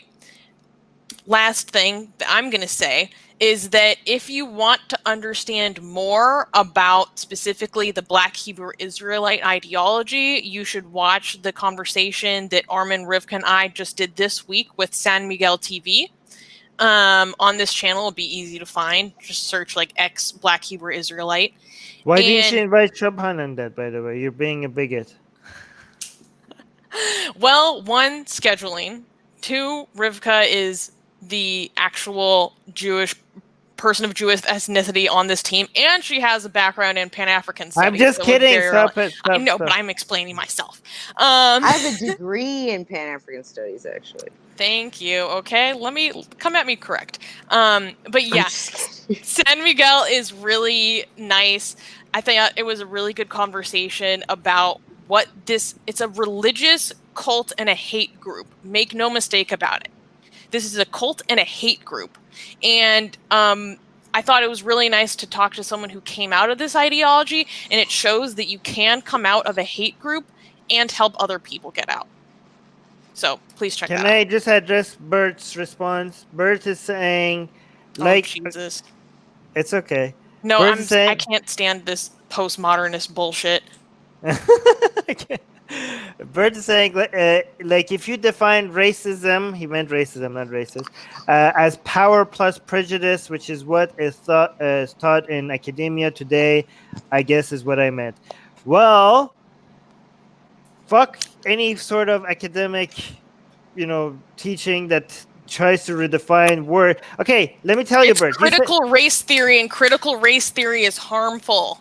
It's bullshit. So Bert, this actually disproves what you just said earlier, because you said if white people are in power, then racism against white people shouldn't matter that much. Okay, but at the same time, you have people who are actually in power are so influential that they are able to redefine what racism means, so that you cannot be racist against white people. That's how much influence and power they have. They have so much control. Again, I'm not talking about like Jews. People, every time you mention control, people think like I'm talking about the woke cult. The woke cult, the actual people in power are not the Jews. The woke cult have so much influence that they can change the dictionary in a way that they get to be racist and hateful to an entire group of people, and not be accused of racism. That's what power actually is, Bert. Okay. Mars is saying postmodernism makes no sense. It's so wonky. It's not even funny. Well, I can tell you, postmodernism doesn't even pretend to make sense. Yes, exactly. It's not even trying to make empiricism. It's not even trying to make sense. Making sense is white culture. That's what making sense is racism. It's very literally. It doesn't have to make sense. It just has to feel like it makes sense. Right. Don't you know we all have our own truth? The father of postmodernism, Foucault, argued against the age of consent in France. Just let that sink in. Right. Because what does sex mean anyways? Let's just redefine everything. You can't logic with people who think logic is racism anyways, right? Yeah. So, okay. So, let's go to the next news. Okay. Next news. Arrested for offending Buddhists. Award-winning Sri Lankan writer Shakthika Sathkumara stands accused of having hurt the religious feelings of Buddhists and advocated hatred in connection to a short story he had published on his Facebook page. The short story, titled Ardha, or meaning half, one more time. Ardha, which means half. Thank you. This short story angered Buddhist groups in Sri Lanka, who allege the story is derogatory and defamatory towards Buddhism, owing to its indirect references to homosexuality within the Buddhist clergy, and also due to a different rendering told by the characters of the short story of the legendary Siddhartha in the Buddhist literature.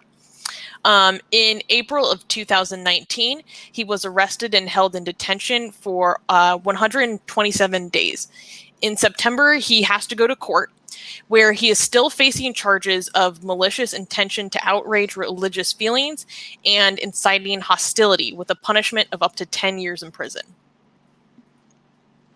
So this is proof Buddhism could be but also a harmful religion. This is blasphemy law. Anyways, Subham, you should be speaking right now. Okay, for once. So first of all, I give you permission to speak. Armin. Anyways, if you wouldn't have, I would have just. Anyways, let's not go. So for people who don't know, the legendary character Siddhartha they're talking about is the real name of Buddha, Siddhartha Gautama. And yeah, this is blasphemy law in most Commonwealth countries. Because of the colonial influence, blasphemy law is the legal thing. Even in India, Pakistan, even they have an Islamic law for blasphemy as well. But even without that, blasphemy law is a thing in most Commonwealth countries, including Sri Lanka. Is the same article. The article, section 291B, I think, of their penal code. It is the blasphemy law, saying that if you incite anything which hurts religious sentiments, you can be charged for that. And yeah, it is. And also, like I was saying, in Buddhism, as I was saying in the last news, there's this particular Thai Buddhist culture, which is not very open to homosexuality, and they think like this is the homosexual urges are the bad karmic consequences because of karma from your previous life. And in other Buddhist contexts, like I think in Tibetan Buddhism, I think they have the Hinayana text, which says that uh, certain kind of sexual acts are immoral and like this. And this is, by the way, this story was about like homosexuality between monks. So even if, like, in any case, like, let's say homosexuality was completely okay with Buddhism, this would still have been a problem because Buddhist monks are supposed to stay away from sexual urges and everything in certain cultures, I believe. Also, like, according to the Dalai Lama himself, he has had several different views on homosexuality. For one, I think it was in 1994, he said in an interview, if they are consenting adults is fine. But then again, in a book he wrote which was published in 1996, I think he wrote that yeah, it's not exactly fine.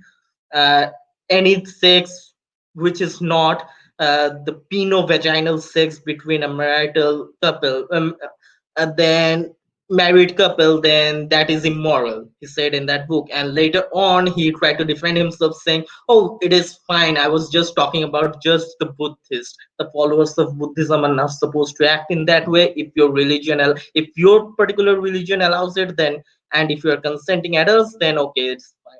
But it still stands that according to him, the Dalai Lama, that Buddhist followers cannot engage in homosexual activity, and monks, just, it's sexual urges for them, I guess they should try to prevent having sexual urges.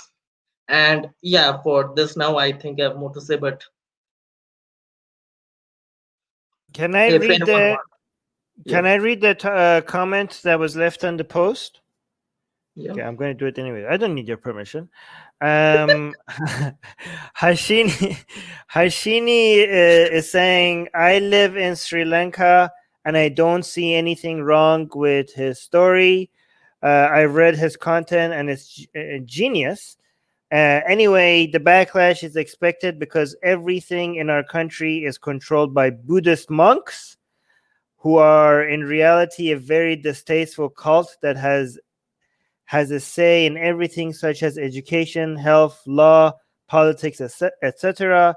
They even decided to ban sex education books for teenagers, and the education system agreed. They advise in quotes, quotation marks. They advise on who to vote for. I think by putting the advise in quotation marks, she means that they don't just advise; they control it, right? They say, then she continues, they say what should and shouldn't be done during a pandemic. People respect them more than deserved and believe everything they say. Buddhism is supposed to be a philosophy, not a religious cult. Well, Hashini, the reason why it's acting like a religious cult is because it is a religious cult. All right. So See, I mean, I am not just shutting you up only because I agree with you on this. Like, I agree with this on this. Here's what I But have to say about this. This Buddhist story comes right after the story about, we were talking about Jews. And interestingly enough, there is a term for a lot of Buddhists in the United States, Jew boos, because they all used to be Jewish. There's tons of them.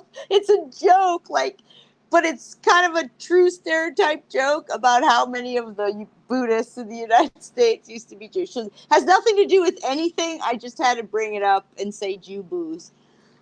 Okay. there are actually many Buddhists and Hindus I've seen who believe that Buddha and Jesus were the same person. I've heard that too. By the way, I Yeah. just want to point it. Oh, go on. Okay, no, first you go on. No, it's irrelevant. So I'm going to put it at the end. Okay, Armin being irrelevant. Okay, so yeah, what Oh, I was saying wait. is, Speaking of Buddhism, look. This is the Varjas Okay. or the Dorjas that smash evil. That's in cultural Buddhism. appropriation. How dare you? Guys, Well, it has take, poppies pay, in the middle of it, so. pay attention. Shubham, you wanted to say something. You know who actually the first cultural appropriation was done to the Buddhists by the Hindus, because they Okay. when they start, because Buddhists, I think I should give a little context to No, Buddhist wait. Are history. you gonna talk about the story right now? Yeah, but Okay, I go. would have to talk about this. I was just talking about how Buddhism is shared and Buddhists are also shared. So I would anger many people, but I would just Okay. wanted to say Buddhism is just filtered Hinduism. It cherry picks its own bullshit. It has lots of bullshit derived from Hinduism, but they left out some bullshit because Buddhism was in Hinduism. There's the caste system, and Buddhism originated in the second top class, which is the Kshatriya caste. And they said that, hey, we are the rulers, so why are we not the uppermost caste, and why are these Brahmins above us? Let's make a new religion, or let's change this thing or something. And that's how they came up with Buddhism. And these people just left out some caste parts and some things, and they took their own bullshit. But these people, they don't hesitate to give death threats. Now I think it was like a couple of months ago, I got lots of death threats from Buddhists because I just like commented some scriptures, some verses from the scriptures suggesting that, hey, see, Buddhism is sexist. These are the words which are supposed to have come from Buddha himself, and these are very sexist. And they just started giving me death threats. And they're really against anything which defiles Buddhism, I guess, which happened to this writer as well. Okay, so now if anybody wants to say something interesting about Buddhism that is not relevant to the story, now's the time. This is relevant. I'm giving you permission. Okay. No, it is relevant, but it needs to be like somewhat relevant. Okay. I mean, they're supposed to smash ignorance, and they're being ignorant. I'm just making a joke. So can I say something Okay, about Buddhism? another thing which No, is wait. relevant to the story. You talk so much. No, wait, shut up. Let me talk. That's what you gotta do. I'll kick you. I have the power to kick you out, right? I mean, I have the power to spread misinformation against you people. Well, really join. I mean, an army. people already Join think of you as army. racist. You think you would be changed? People already think of you as racist. You think you would be like you and the army of other people that are doing that? You think you being added to that is going to make much of behind me? Okay, let's get back to the topic, guys. Yes. Okay, I'm gonna tell my Anyways. story. I'm gonna mute Okay, Shubham. no. Hold on. I'm gonna mute Shubham. Shut the fuck up. Okay, wait. God damn Okay. it. Okay, no. So I was just mentioning about, since this is about homosexuality and Buddhism, there's this particular another culture. I think it is in Japanese Buddhism. I'm not sure, but they believe that homosexuality is just like, it's not completely a sin, like something which you will, but it's like something. I mean, the term they use, I don't remember the exact term, but it's like something is lying, suffering. Yeah. So they were saying you are suffering as a person by being homosexual. It is the same with a liar or anyone who kills a mosquito, even a mosquito, and it is the same as them. You are just suffering as a person. Are you done? I gave you the permission to talk. Okay. So, when I was in Thailand, I have videos of how sexist Buddhism could be. Okay, like when I told you the stories of people being like panicking over me and my wife wearing shorts, and they were panicking over her wearing shorts, but not me wearing shorts in these holy places that apparently this very powerful magic is going into around their temples, but all their magic and all their spells that is healing and blessing people, the counter spell to that is apparently as women's legs, right? That it will just deactivate all their powers, right? So that's, they are very aggressive against that. And I recorded how aggressive they are against female skin when I was in Thailand, which I want to publish on my Ideas on Bucks channel, which, by the way, you guys should subscribe to the Ideas on Bucks channel. I don't know if they let me back in Thailand if I do that. I'm just worried about that, but I want to do that. So Yes, I just wanted to plug my other channel, which is Ideas on Bugs. That's the whole point Yeah, of this. irrelevant points from Armin. Hey, I'm removing Subham from this. By the It's way, a why republic, not a dictatorship. we can change that? Why is it? First of all, why is it that everybody is defending Subham when I'm interrupting him, but nobody's defending Rivka? When I interrupt her, I call anti-Semitic tendencies in our live chat. Right? Nobody defends Rivka. You are all a bunch of anti-Semites. See, Rivka agrees with me. All right, so I think all it's right. because Shubham's like our baby. No, they're anti-Semites. All right, go on. Okay. Next news. Indian godman called alcohol coronavirus medicine and forced children to drink before sodomizing them. In Uttar Pradesh, India, a godman was arrested for allegedly sexually harassing 10 boys who were lodged at his ashram. I think it was more than harassment. The accused godman used to force the boys to drink alcohol by referring to it as coronavirus medicine. The accused allegedly used to force the children to watch pornographic videos before sodomizing them.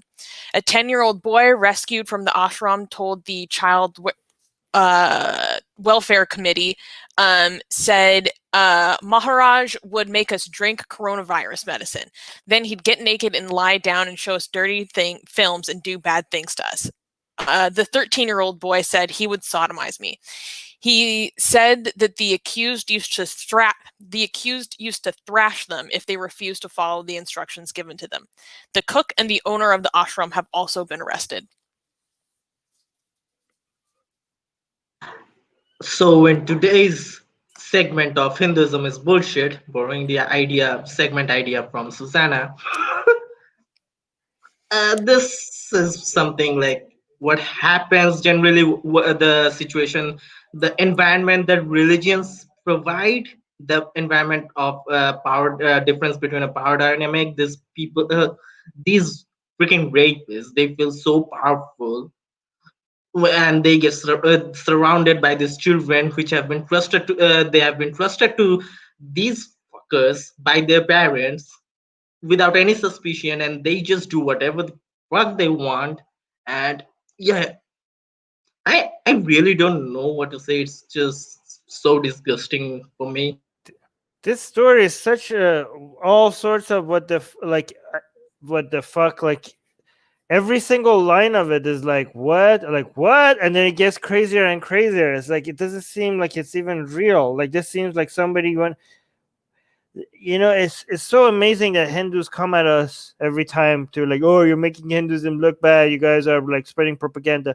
We don't really need to do much other than to read the news about Hinduism and what Hindus do. Like, we don't even have to provide commentary. You guys are doing a great job ridiculing your own ideology by yourself. Like, what the hell?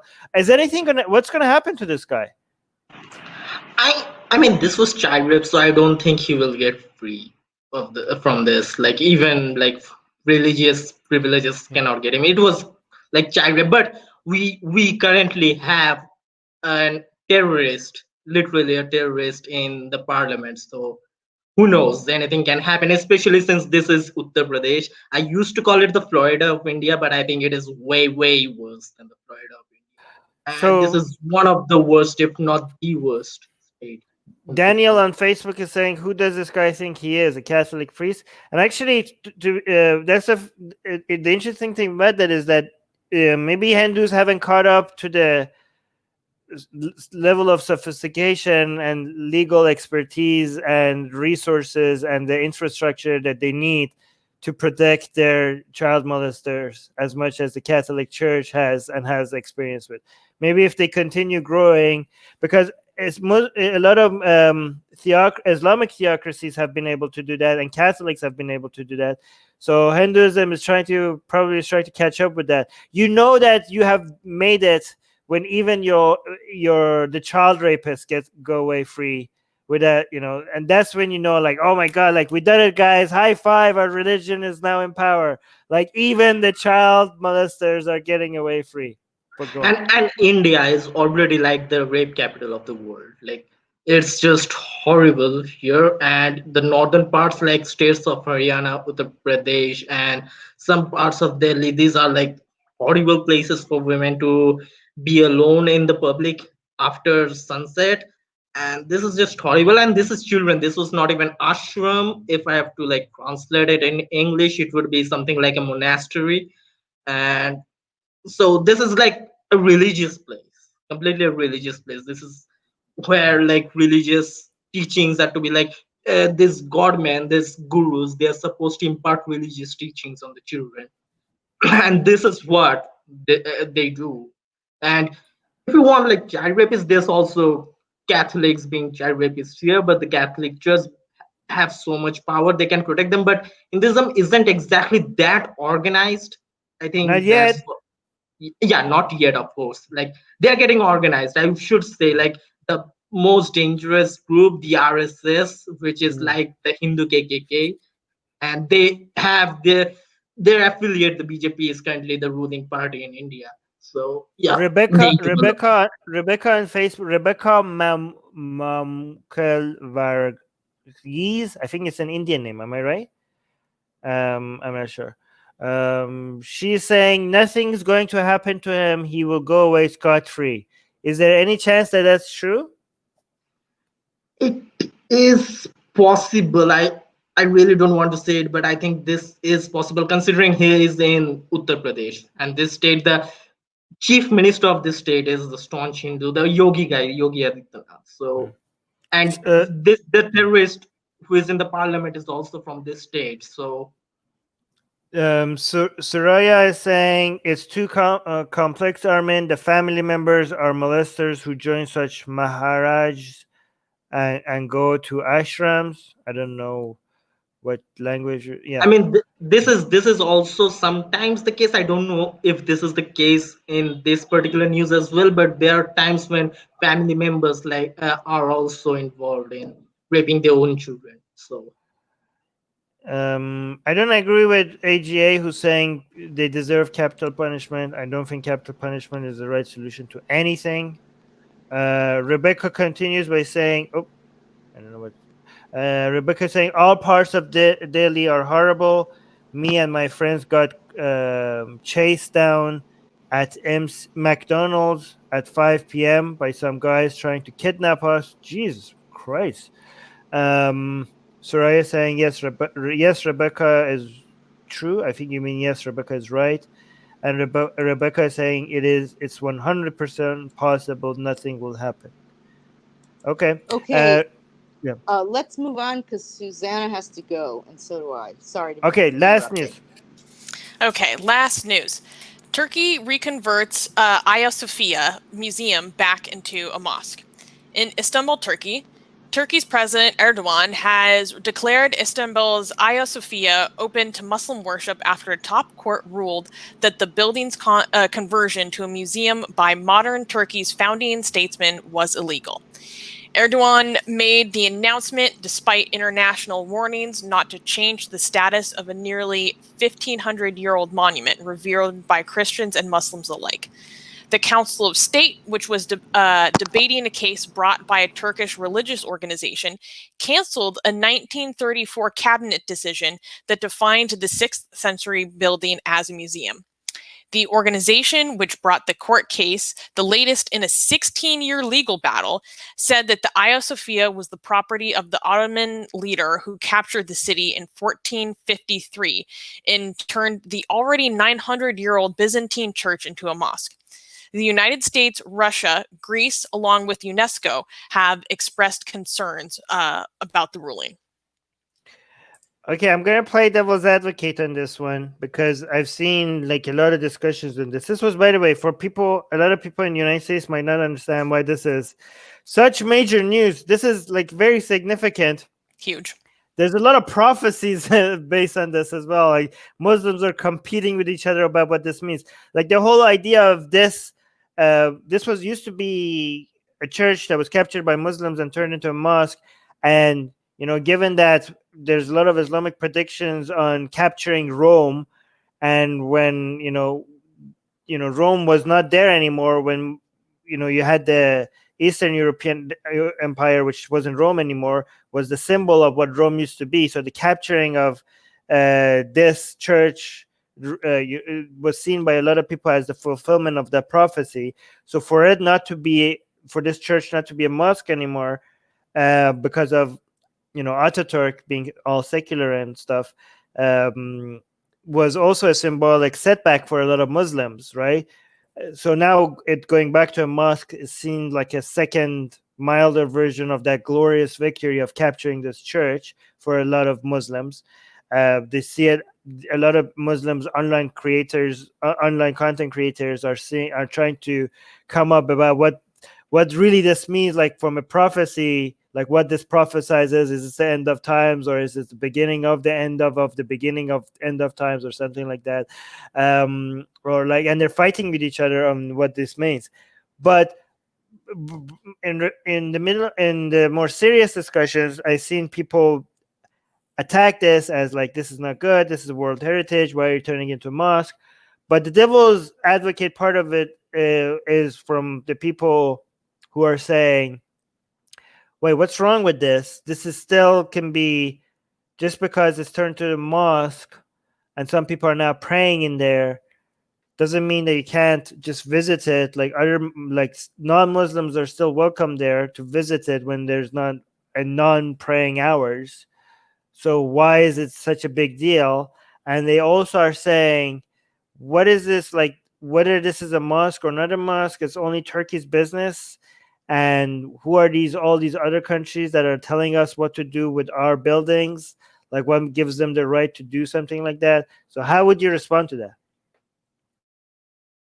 I want to say something about all of that. I think, first of all, like you were talking about the symbolism behind all of this, I think Erdogan is good at this stuff. Like, he does a lot of things specifically for the symbolism or how it looks or what he thinks the message is. It appears like that a lot of what he does is sort of that. And so I think there's a lot of that going on. And so that honestly, I think has a lot to do with it. It's, look, we're back, kind of thing. With regard to letting people in, will they? Because I know I tried to go to some big, huge mosques in Morocco once, and they only let us in at noon and 2 if you weren't Muslim, So, I mean, maybe you will now, but maybe not. But also, I think there's this sense about some people, because it's such a cultural heritage, that it belongs to the world. But Turkey and Erdogan especially have this very nationalistic kind of mindset going on. So I could see how using this as the symbolism and then kind of stoking this, hey, it's our business, nobody else's, kind of go hand in hand for him in the way he seems to like to go about governing. So I see this as more of a sign of a problem with Turkey than it being a problem itself, right? The fact is that Turkey is having some major setbacks when it comes to the economy. Right. And this is seen as like a way for the government to try to appeal to what something people will like, try to distract. It's a distraction tactic. Like, hey, look, I'm making, like, I'm bringing back the mosque. Like, I'm undoing what Ataturk did into turning this from a. So basically, it was a church that turned into a mosque. It was turned into a museum by Ataturk, and now it's back to being a mosque. And the fact that this is being used as a distraction method means that it works as a distraction method. And the fact that it works as a distraction method is a sign of the direction that Turkey is heading. Turkey is becoming more Islamized, and the influence that Islam is having in Turkey's politics. To me, even if itself is not a big problem, it's a sign of a major problem with Turkey, right? Some people, Bert was mentioning in the live chat that if you want to, there are some Christian paintings and angels that might be taken away or covered because it's turning into a mosque. So that's something that you could talk about of it being a problem. But again, I think the defense that Turkey's like, oh, these other countries don't get to tell us what to do. That's a stupid defense by Turkey, the devil's advocate that I brought, because people are just commenting on it. Nobody's like, we need to force the hand of Turkey to stop doing this. Like, yeah, just because it's not their country, that doesn't mean they can't comment on it. They could say like, oh, this. They could come out and say, oh, this is sad, we don't like it. This is not, nobody's That's part of meddling the in your wedge issue that or the thing that Erdogan's doing that both you and I were talking about is right. He's driving up this nationalistic fervor, like how dare you tell us what to do with our mosque, our piece of history. They're just commenting. Because then people are getting riled up about that, and Turkey, yay, it's ours, you can't say anything, and not worrying about how bad the economy is or whatever. And then he's good at that and the symbolism, and he's because he is part of the reason why the Islamization of Turkey, he's been a driving force behind it. There's a problem with the economy, people are the Rona and everything, so he's going to distract people, and he's going to use all this Islamic narrative stuff, and the yay Turkey, it's our mosque, how dare you, and that'll keep people busy with that while they're not focused on how bad the economy is or what's going on with them in their position in the rest of the world or anything. I believe that Greece is going to sanction Turkey over this. Yeah, Greece is butthurt pretty bad. Why Greece specifically? Why are they so butthurt? I mean, because it's an Orthodox church, right? Constantinople and all that. Yeah. Right. But by the way, if Turkey says like, oh, why are they telling us what to do with our mosque and buildings or whatever, and they have no right to, well, Greece could also be like, well, you could do whatever you want, and we have every right to trade with whoever we want to. So us putting sanctions on you is also our right to do whatever we want with our policies, right? So that might be Byzantine, their I meant to say. Sorry, yep. Byzantine. But still, Eastern. But the Orthodox Church is the remaining culture of the Byzantine Empire, right? Yeah. So yeah. So George is saying a step back. That's all there is to say.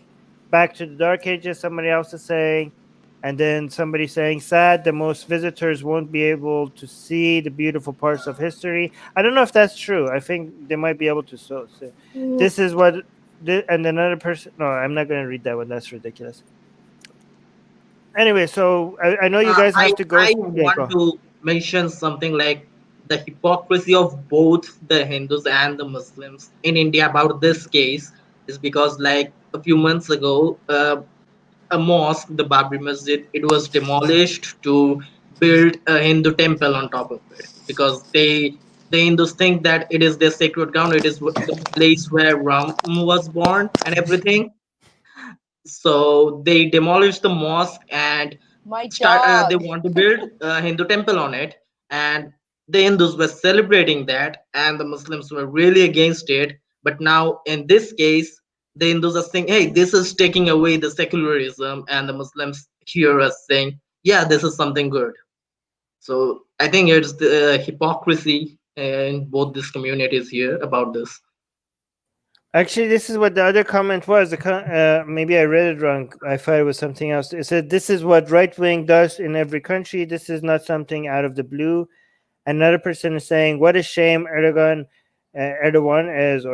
depending on how you want to read it, is destroying a nation that had so much potential and was the embodiment of a secular Muslim state.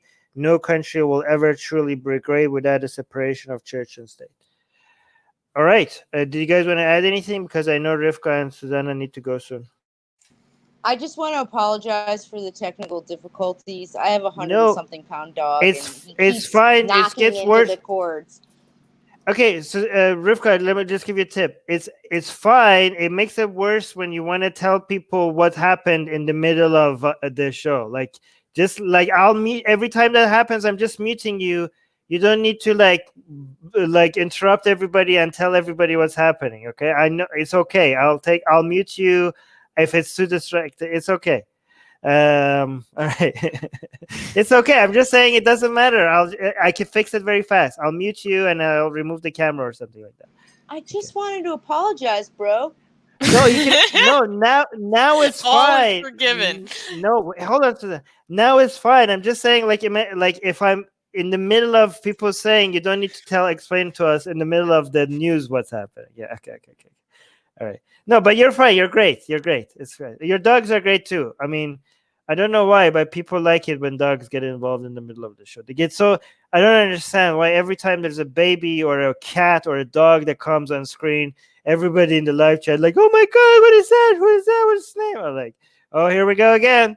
So it's popular. So I don't know why people like it, but yeah, you should bring them in. I mean, I don't like it, but other people seem to like it. So you should, like, every time they're there, just bring them and introduce them to people. Okay, yada. I have with the cat, but I have to go because he is actually pacing like he needs to.